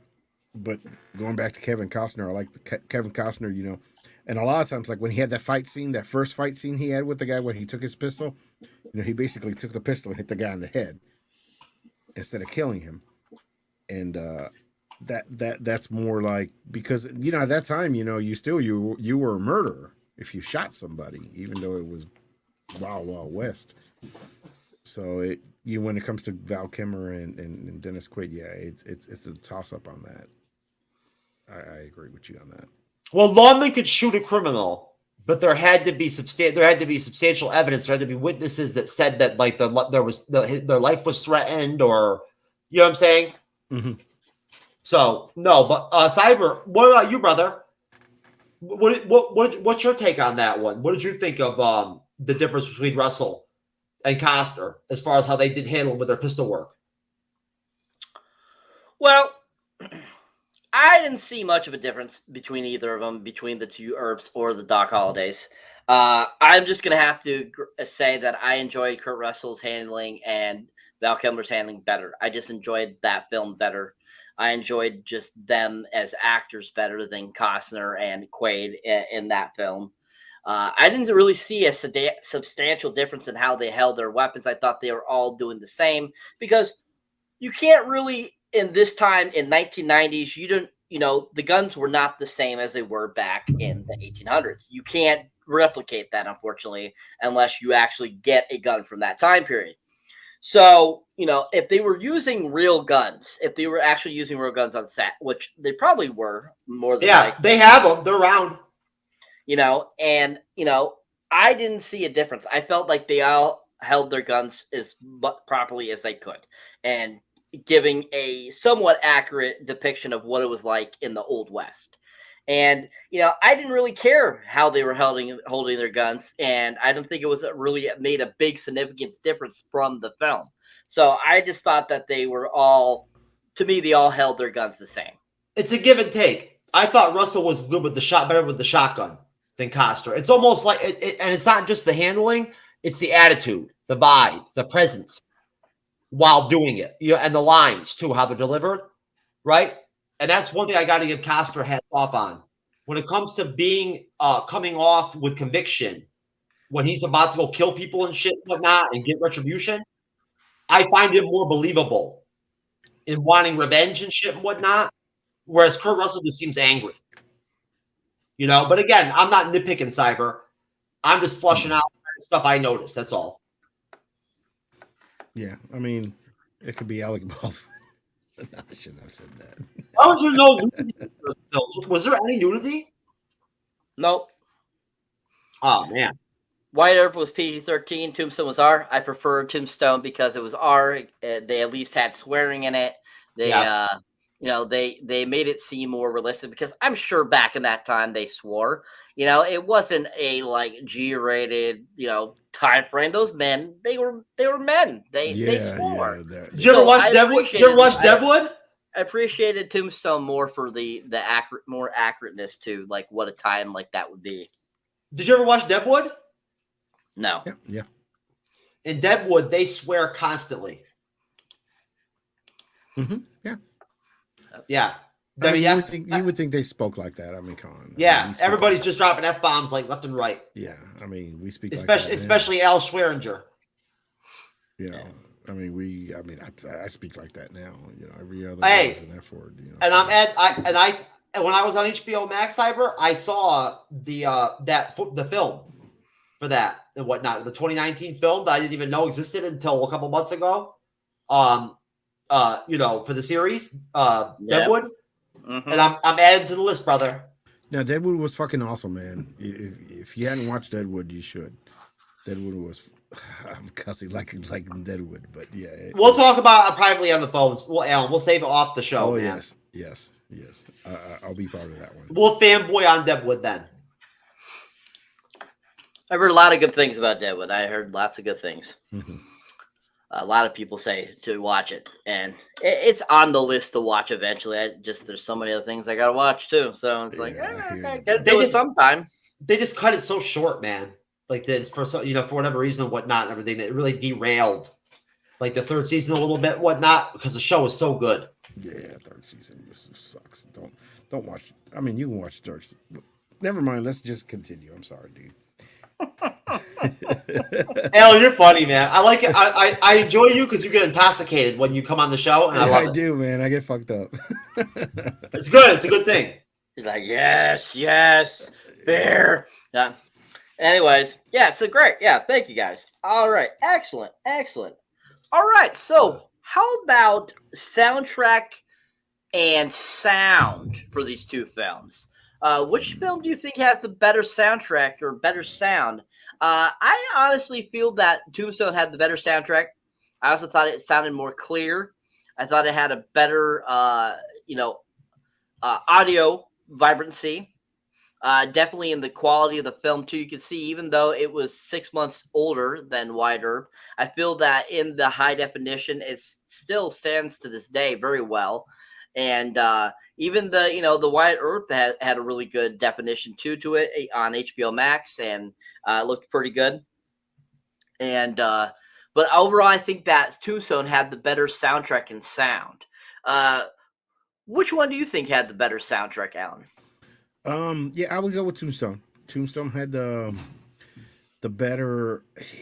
Yes, I would go with Tombstone because it was better for what they did.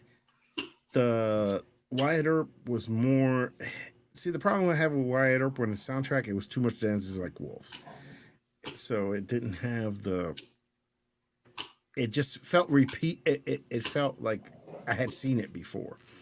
And Tombstone, the only issue I had with the soundtrack of Tombstone was when what's her name was I can't remember her name. She was singing in the bar. I felt that was too Hollywoodish, but besides that, everything else I thought, Tombstone, it made the movie what it was supposed to be. Excellent. Jeff, how about you? What do you feel was a better soundtrack? You see it right there, baby. No, I'm just kidding. This isn't Bloodsport. Bloodsport soundtrack was fucking awesome, man. Okay, USA.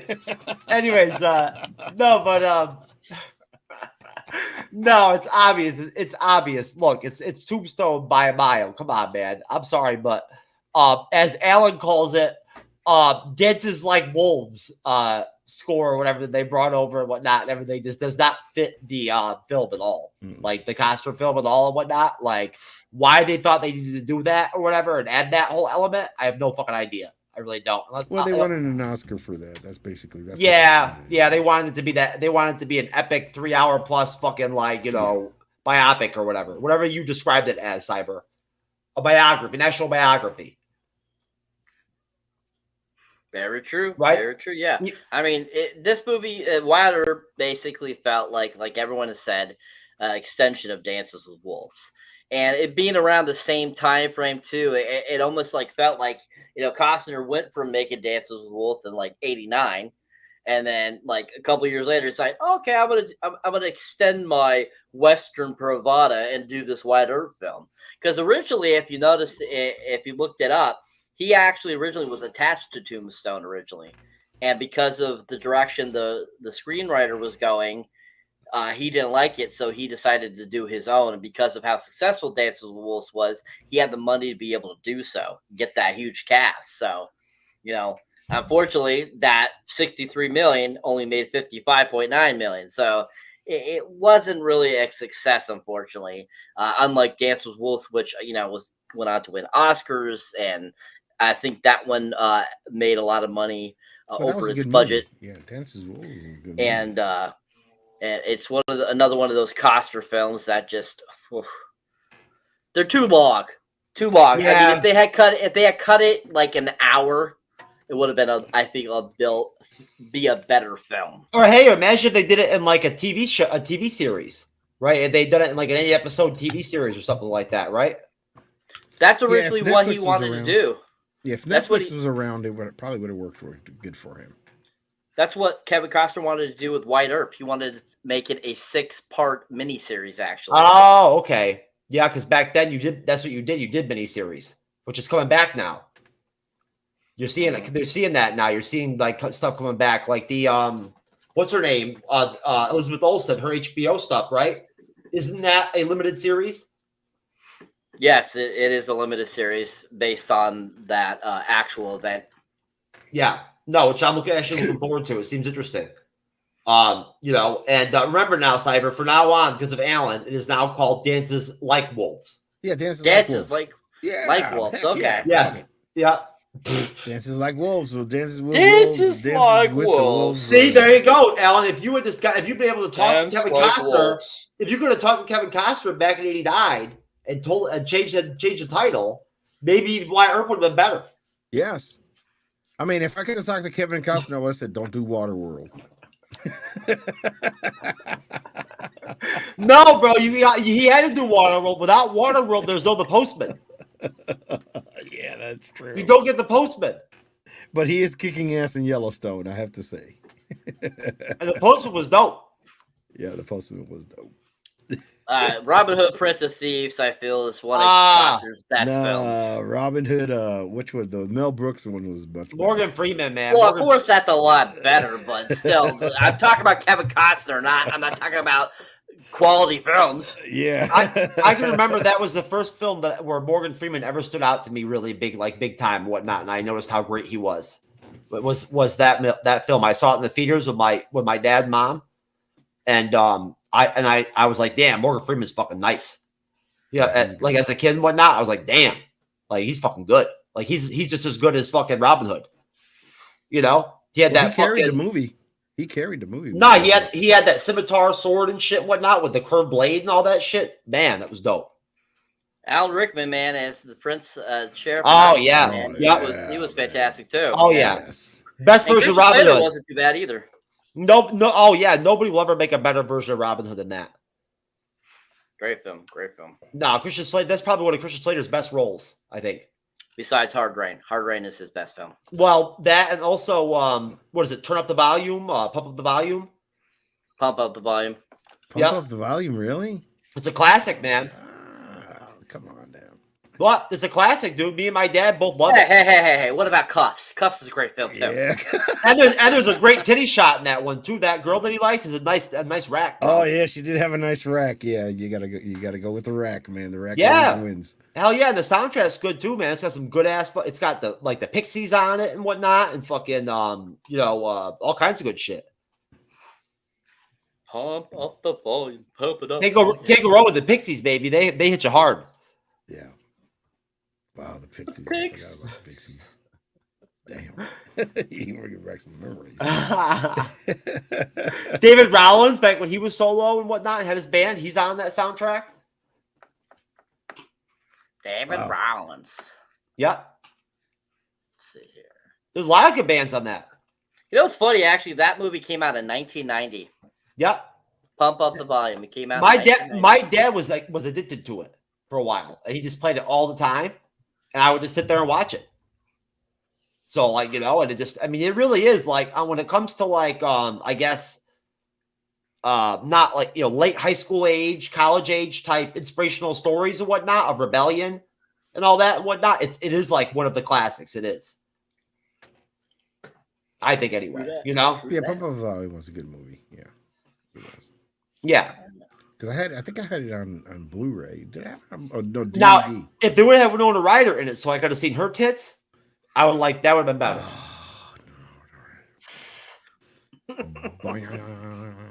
She's one that aged. I think has aged better. She looks hotter now than she did when she was younger. Is she still in Stranger Things? Yeah. Yeah. Okay, I stopped watching it after the first season. I know I'm an idiot. I know. I get it. No, yeah. Oh my God, so good.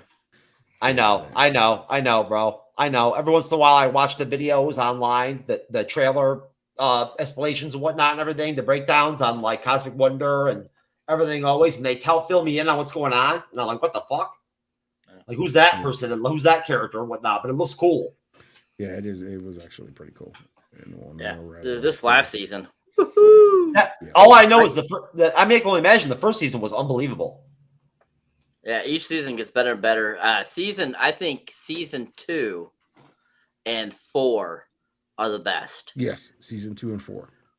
And then 3 is okay, it's in there. And then season 1, because it's the first season, is really decent.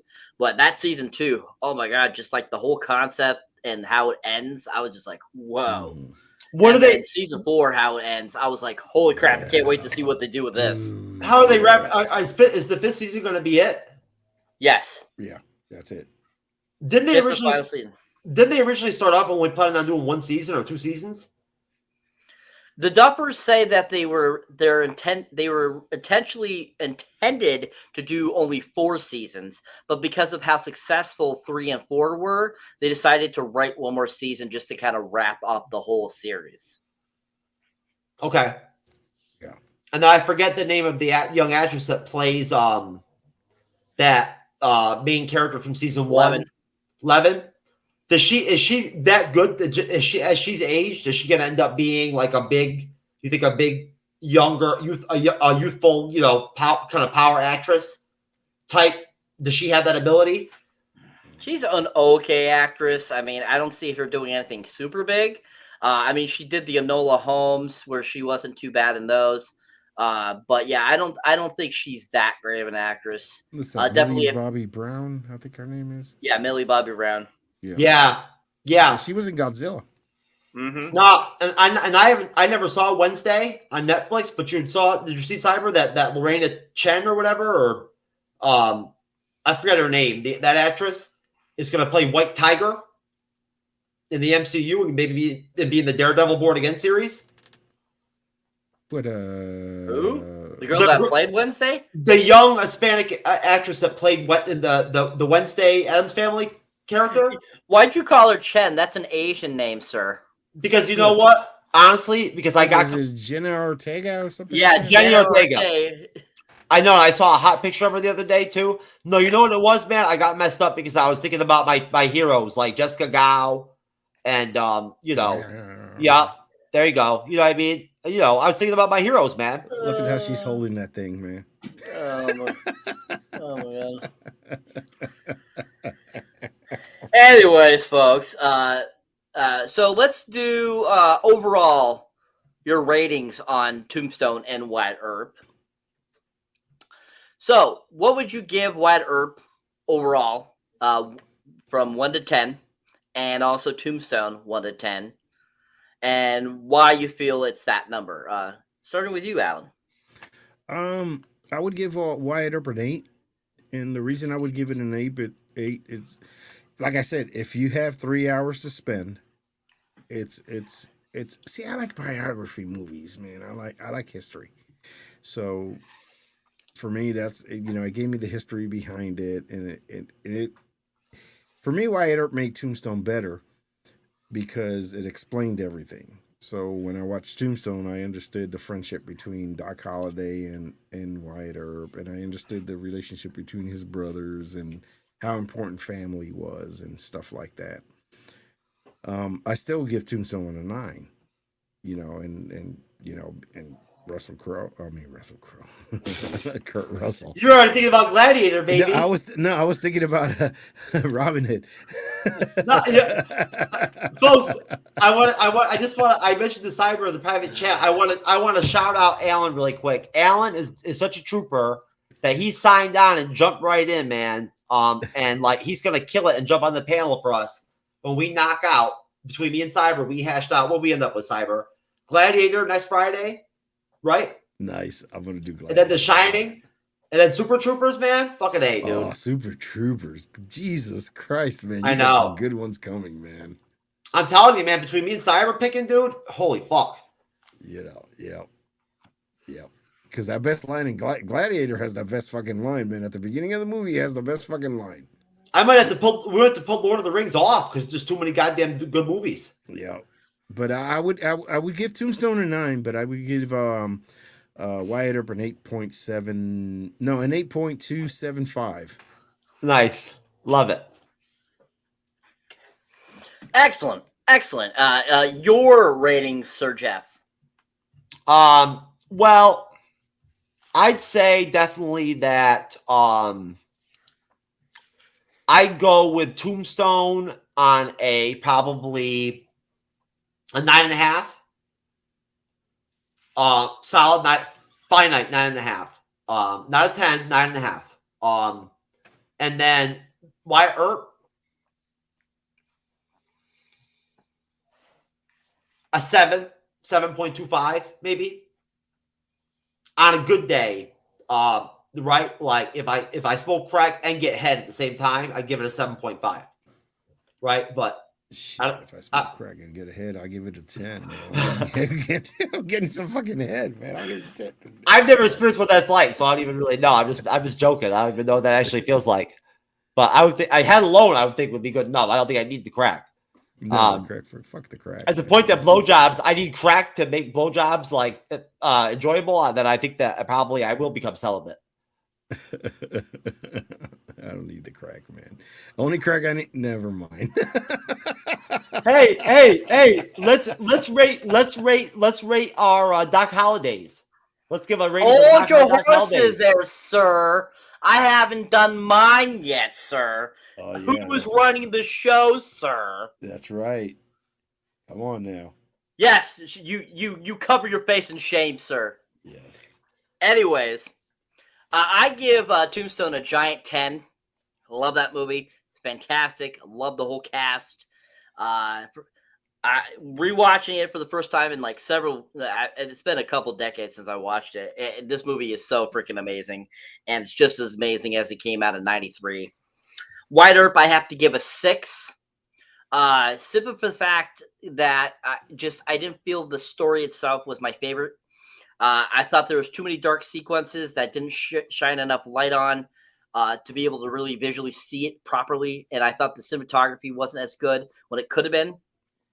And I give it a 6.2 simply for the fact because I love Dennis Quaid as an actor. I think he was a good Doc Holliday. And I thought his dedication to making himself look like Doc Holliday was really well done. And I definitely think this movie has a great cast. All the people that were in it, from Michael Madsen to, pretty much everyone that was in this. They are just all were all really fun. It was great to see these people in this film. But yeah, I give it Tombstone 10 and Wyatt Earp a 6. So yeah, I think that sounds about correct. Yeah, 10 for Tombstone. Anyways, so Jeff wants to give our numbers on Doc Holliday. So why don't you start it off first, Jeff, with your Doc Holidays? Yeah, Jeff. I'm dropping straight 10s on both them motherfuckers. Okay. I agree. Yep. 10s from Alan as well. I do 10 and 9. Because the only reason I would give Dennis Quaid a 9 is because I didn't think his accent was as good as Val Kilmer's. And 2, I felt his costuming looked too 90s versus 1800s. I don't think it was accurate clothing-wise as it was in Tombstone, because they when they did Tombstone, they said that they made sure to get as much of the same accurate clothing as it was from that time period in the 1800s. So I just felt that the clothing was more accurate in Tombstone versus Wyatt Earp. So I give Dennis Quaid a 9 and I give Val Kilmer a 10. How about Wyatt Earp's to close this out? Jeff, what numbers would you give? I think for now we should rate with penises. We should use up penises as ratings, right? We'll have different sizes, right? And then that's how we'll rate things. We'll use penises, a 7-inch penis. You mentioned a big 10, a large 10. Is that like a width thing, like end length? Right. You know what I'm saying? Like, no, I'm just kidding. No. So the Wyatt Earps, I'm obviously going to give Kurt Russell a 10. And I'm going to give Kevin Costner. I'm going to start him off at a 8.5. Then I'm going to deduct 0.5 for the shitty mustache. I'm going to deduct a full point for fucking him being such a pussy and being afraid to even bang a whore, right? Like a prostitute. Whose job is to fuck. You know what I mean? And he's afraid of it. And it was Tia Leone. Yeah, seriously, dude. Come on now. I'm telling you right now, you know that Annabeth Gish wasn't fucking giving no head game like fucking that whore could at the saloon. Right? Anyways, no, so at that point, I guess that leaves him at a with my crack logic vision going, I'd say probably a 6.5. Okie dokie. Yep. And then maintaining the Dancing with Wolves, no Western accent didn't help either. Yeah. Okay. How about you, Al? I'd give Kurt Russell a John Holmes, and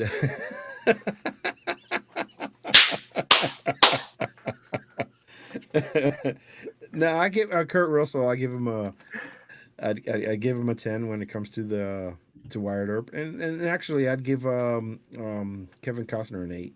I think he did a decent.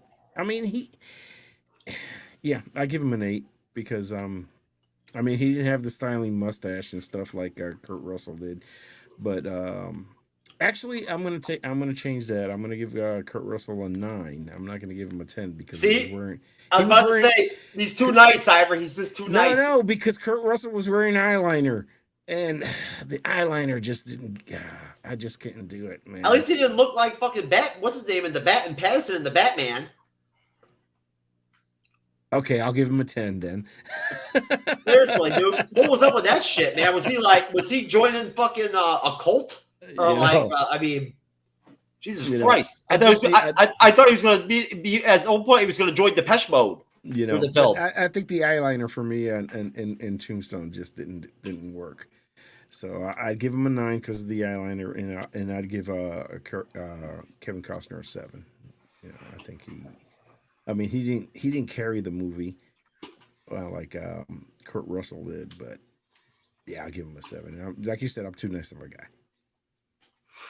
Yeah. Okay. I give Kurt Russell a 10, and I give Kevin Costner a 5. Oof. Because his mustache sucked, And just like Jeff said, he was really inaccurate on his whorehousing here because in fact, if you look up his history, one of his common law wives owned a whorehouse, and he There you was go. there all the time, and he was actually arrested a few times for being at the brothel. So yeah, he was a lot more a ladies' man than he was played by Costner. So I give him a 5 because it wasn't very accurate. For real, dude, if you're gonna be drunk as shit at a brothel, why wouldn't you bang a whore occasionally? I mean, isn't that kind of part of the lifestyle? Yep.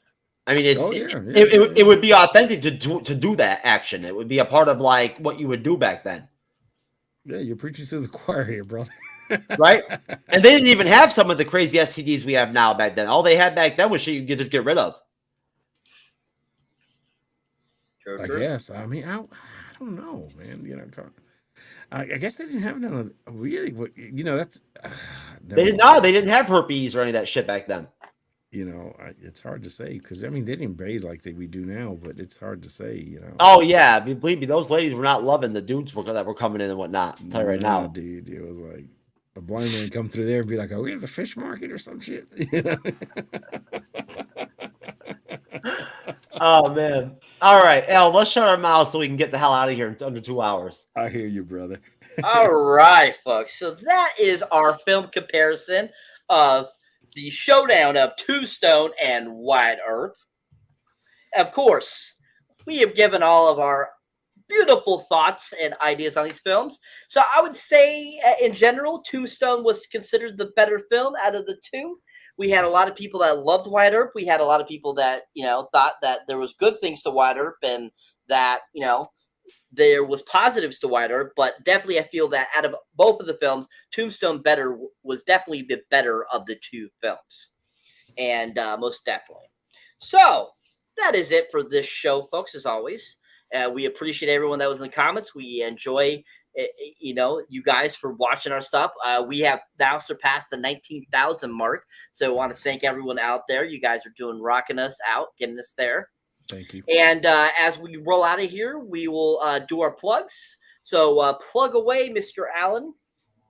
We do the Black Lincoln Collective podcast. It's basically I don't want to say it's a comedy podcast. It's just we just get together and it's me and Matt Parker and Freddie. And we just get together and just shoot the shit. You know, it's like if you're sitting on the couch, that's basically what we're doing. We're just sitting on the couch and just shooting the shit and having a good time. Yeah, that's right. You know, and they copied our model essentially. Yeah, actually, when we first started, I mean, I'm going to give props to Jeff. When we first started, we really didn't know what we were doing, and we hooked up with Jeff, and Jeff helped us out a lot, and I appreciate what he's done for us. And hey, support other creators. That's how it is. Yeah, he's helped us out a lot. Nothing wrong with that. Nothing wrong with that. I had a good ass time doing reaction videos with the guys at the Black Lincoln Club podcast. You guys are great, man. Yep. Woo! We even had Matt come on and do a Mandalorian episode review with us, man. It was great. Yes, I actually watched that. It was good. I mean, I couldn't comment because I was out of town. But oh, really? The internet doesn't work out of town? No, I watched the episode, but I was using, you can watch the show. My work computer, so I had to be careful in what I did. So it was gotcha. Like, No, I gotcha. And you guys have good shows. You do. And you basically you do kind of you go in the same kind of direction. You didn't copy our model, but you try to entertain people. That's what you guys try to do. We're all about. We're all about entertaining people. Considering all the hate that's going on out there, we just try to make it different. And we just want you to have a good time. And what hate, man? What are you talking about? Hate? Hell is coming. Everything's hunky dory these days, man. In the U.S., man, it's great. Hell yeah. Hell yeah. Ever since Biden took over, man, it's all good. Well, as always, people, if you enjoy me moderating or me on the panel, you can definitely check out my solo content underneath Cyberneticshark. As always, you can check me out there. I just put up my Super Mario Brothers movie review today, so definitely go check that out. Fantastic film. Saw it Everyone twice out in there, theaters YouTube already. land, and also social media lands. Welcome to an all new video. This video, we're going to be doing a trailer reaction to an upcoming. Wait a second, that's DC how you look without a film hat? That just dropped this trailer a couple days ago. Yep. Right into that. Before we do that, make Dude, sure you look hit at that all them subscribe videos button you got in this the video back. and Those are all DVDs. People, if you enjoy my Blu-rays content, and DVDs, definitely 4Ks. Wow, bro. Let's do something different, Cyber. I can edit this out. All those great places. And I can actually, I can put this out myself. Wow, that is, man, you got a library there, brother. Certainly do. Love it. Love it. Well done, Cyber. So That welcome is on and off to an nice. all new video. So like I was saying before, we're going to do a trailer reaction to an upcoming DC film. I and is the first outing for this DC character. yeah, in live that action collection form. started, I don't know, 2012, 2011. Around that time, I had moved in with a gal, and we got robbed. And I actually, somebody stole a whole bunch of my videos that I had at the time. And so I had to rebuild after that. And a few of these films here I've had since 2013. 2012, 2013. My oldest video that I own is a DVD of the film House Guest. Nice. With Sinbad and Phil Yes. Hartman. And I've had that film since I bought it. I think it was back in 2000. It was around 2002, 2003. So I've had it for over 20 years. And like the center ring has started to crack, but it still plays and still works. So they last a long time if you take good care of them. But yeah, it's one of my oldest DVDs I have. But yeah, I've been doing that since, I would say, since 2012, 2013, when I met my wife.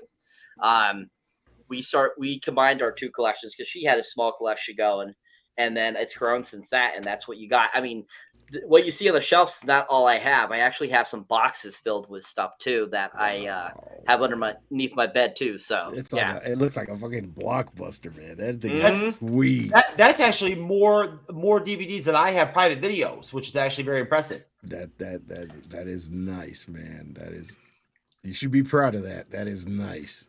Yeah, I am very proud. My goal eventually is to be in the Guinness Book of World Records as having the biggest movie collection. At some point, who knows how long they'll take. I think currently the current person that has like that record has like 7,000 or something like that. So I mean, I probably have close to like 3 or 4. So I mean, I'm getting there. So Hell yeah, man. That'll be cool, man. I'm pulling for you, brother. yeah. And plus, also, you know, hey, if the streaming goes down, internet goes down, I have physical copies I can Hell still yeah. watch. You know, we had a Napoleon Dynamite DVD, and the power went out on when we had a snowstorm and the power went out, and we put the Napoleon Dynamite DVD on top of the TV, and we're watching Napoleon Dynamite the whole fucking time. And I don't know where that happened to that. Parker probably has it somewhere, but yep. You gotta get some blood dry. Oh yeah, baby. Blood sport. But that is a sweet, man. That is a sweet background you got there, man. That is nice. That is really, really nice. Cyber, I tried to pull up our YouTube channel, but unfortunately, because it's a new MacBook Pro, and I don't have my new Google on here, it's not all set up. It wants 2-step verification, and I turn my phones off now. I told you. Yeah. Yeah, you gotta turn them things off, man. Yeah. They take up Wi-Fi, man. Well, not only that, they're fucking. Oh yeah, they bothered the shit out of me too. Yes, man. Mine does a good. Like work will be texting me, constantly. No, it helps me to turn the phone off to be able to remind myself to get out, go do shit. Yeah. You know, I have a choice, man. I just did. But yeah, plus sometimes you know how it's with anybody, you get stuck on your phone while you're driving and whatnot. I mean, that can be dangerous. It can be. Yeah. I'm an old guy, so phones for me are just it is what it is. Just something you use to jerk off to. I get it. Yeah, exactly. It's in high def, so it works good. Wow, I can see all her pores. Yeah. Cyber, great job, man. All right, thank you, sir. Brother. Excellent job, brother. Yes. So yes, yeah, so guys, thank you for the great show, and let's get out of here. All right, let's do it. Peace. We'll see you. Peace, Pete. bring the band in. Woo! Well, alright. Yeah, they want me to fit in, but I can't. I'm too different with it. Too advanced to think, you know my intuition. I got bars and ink, but never in a prison. Too far gone, never gon' sit and listen. This is optimism.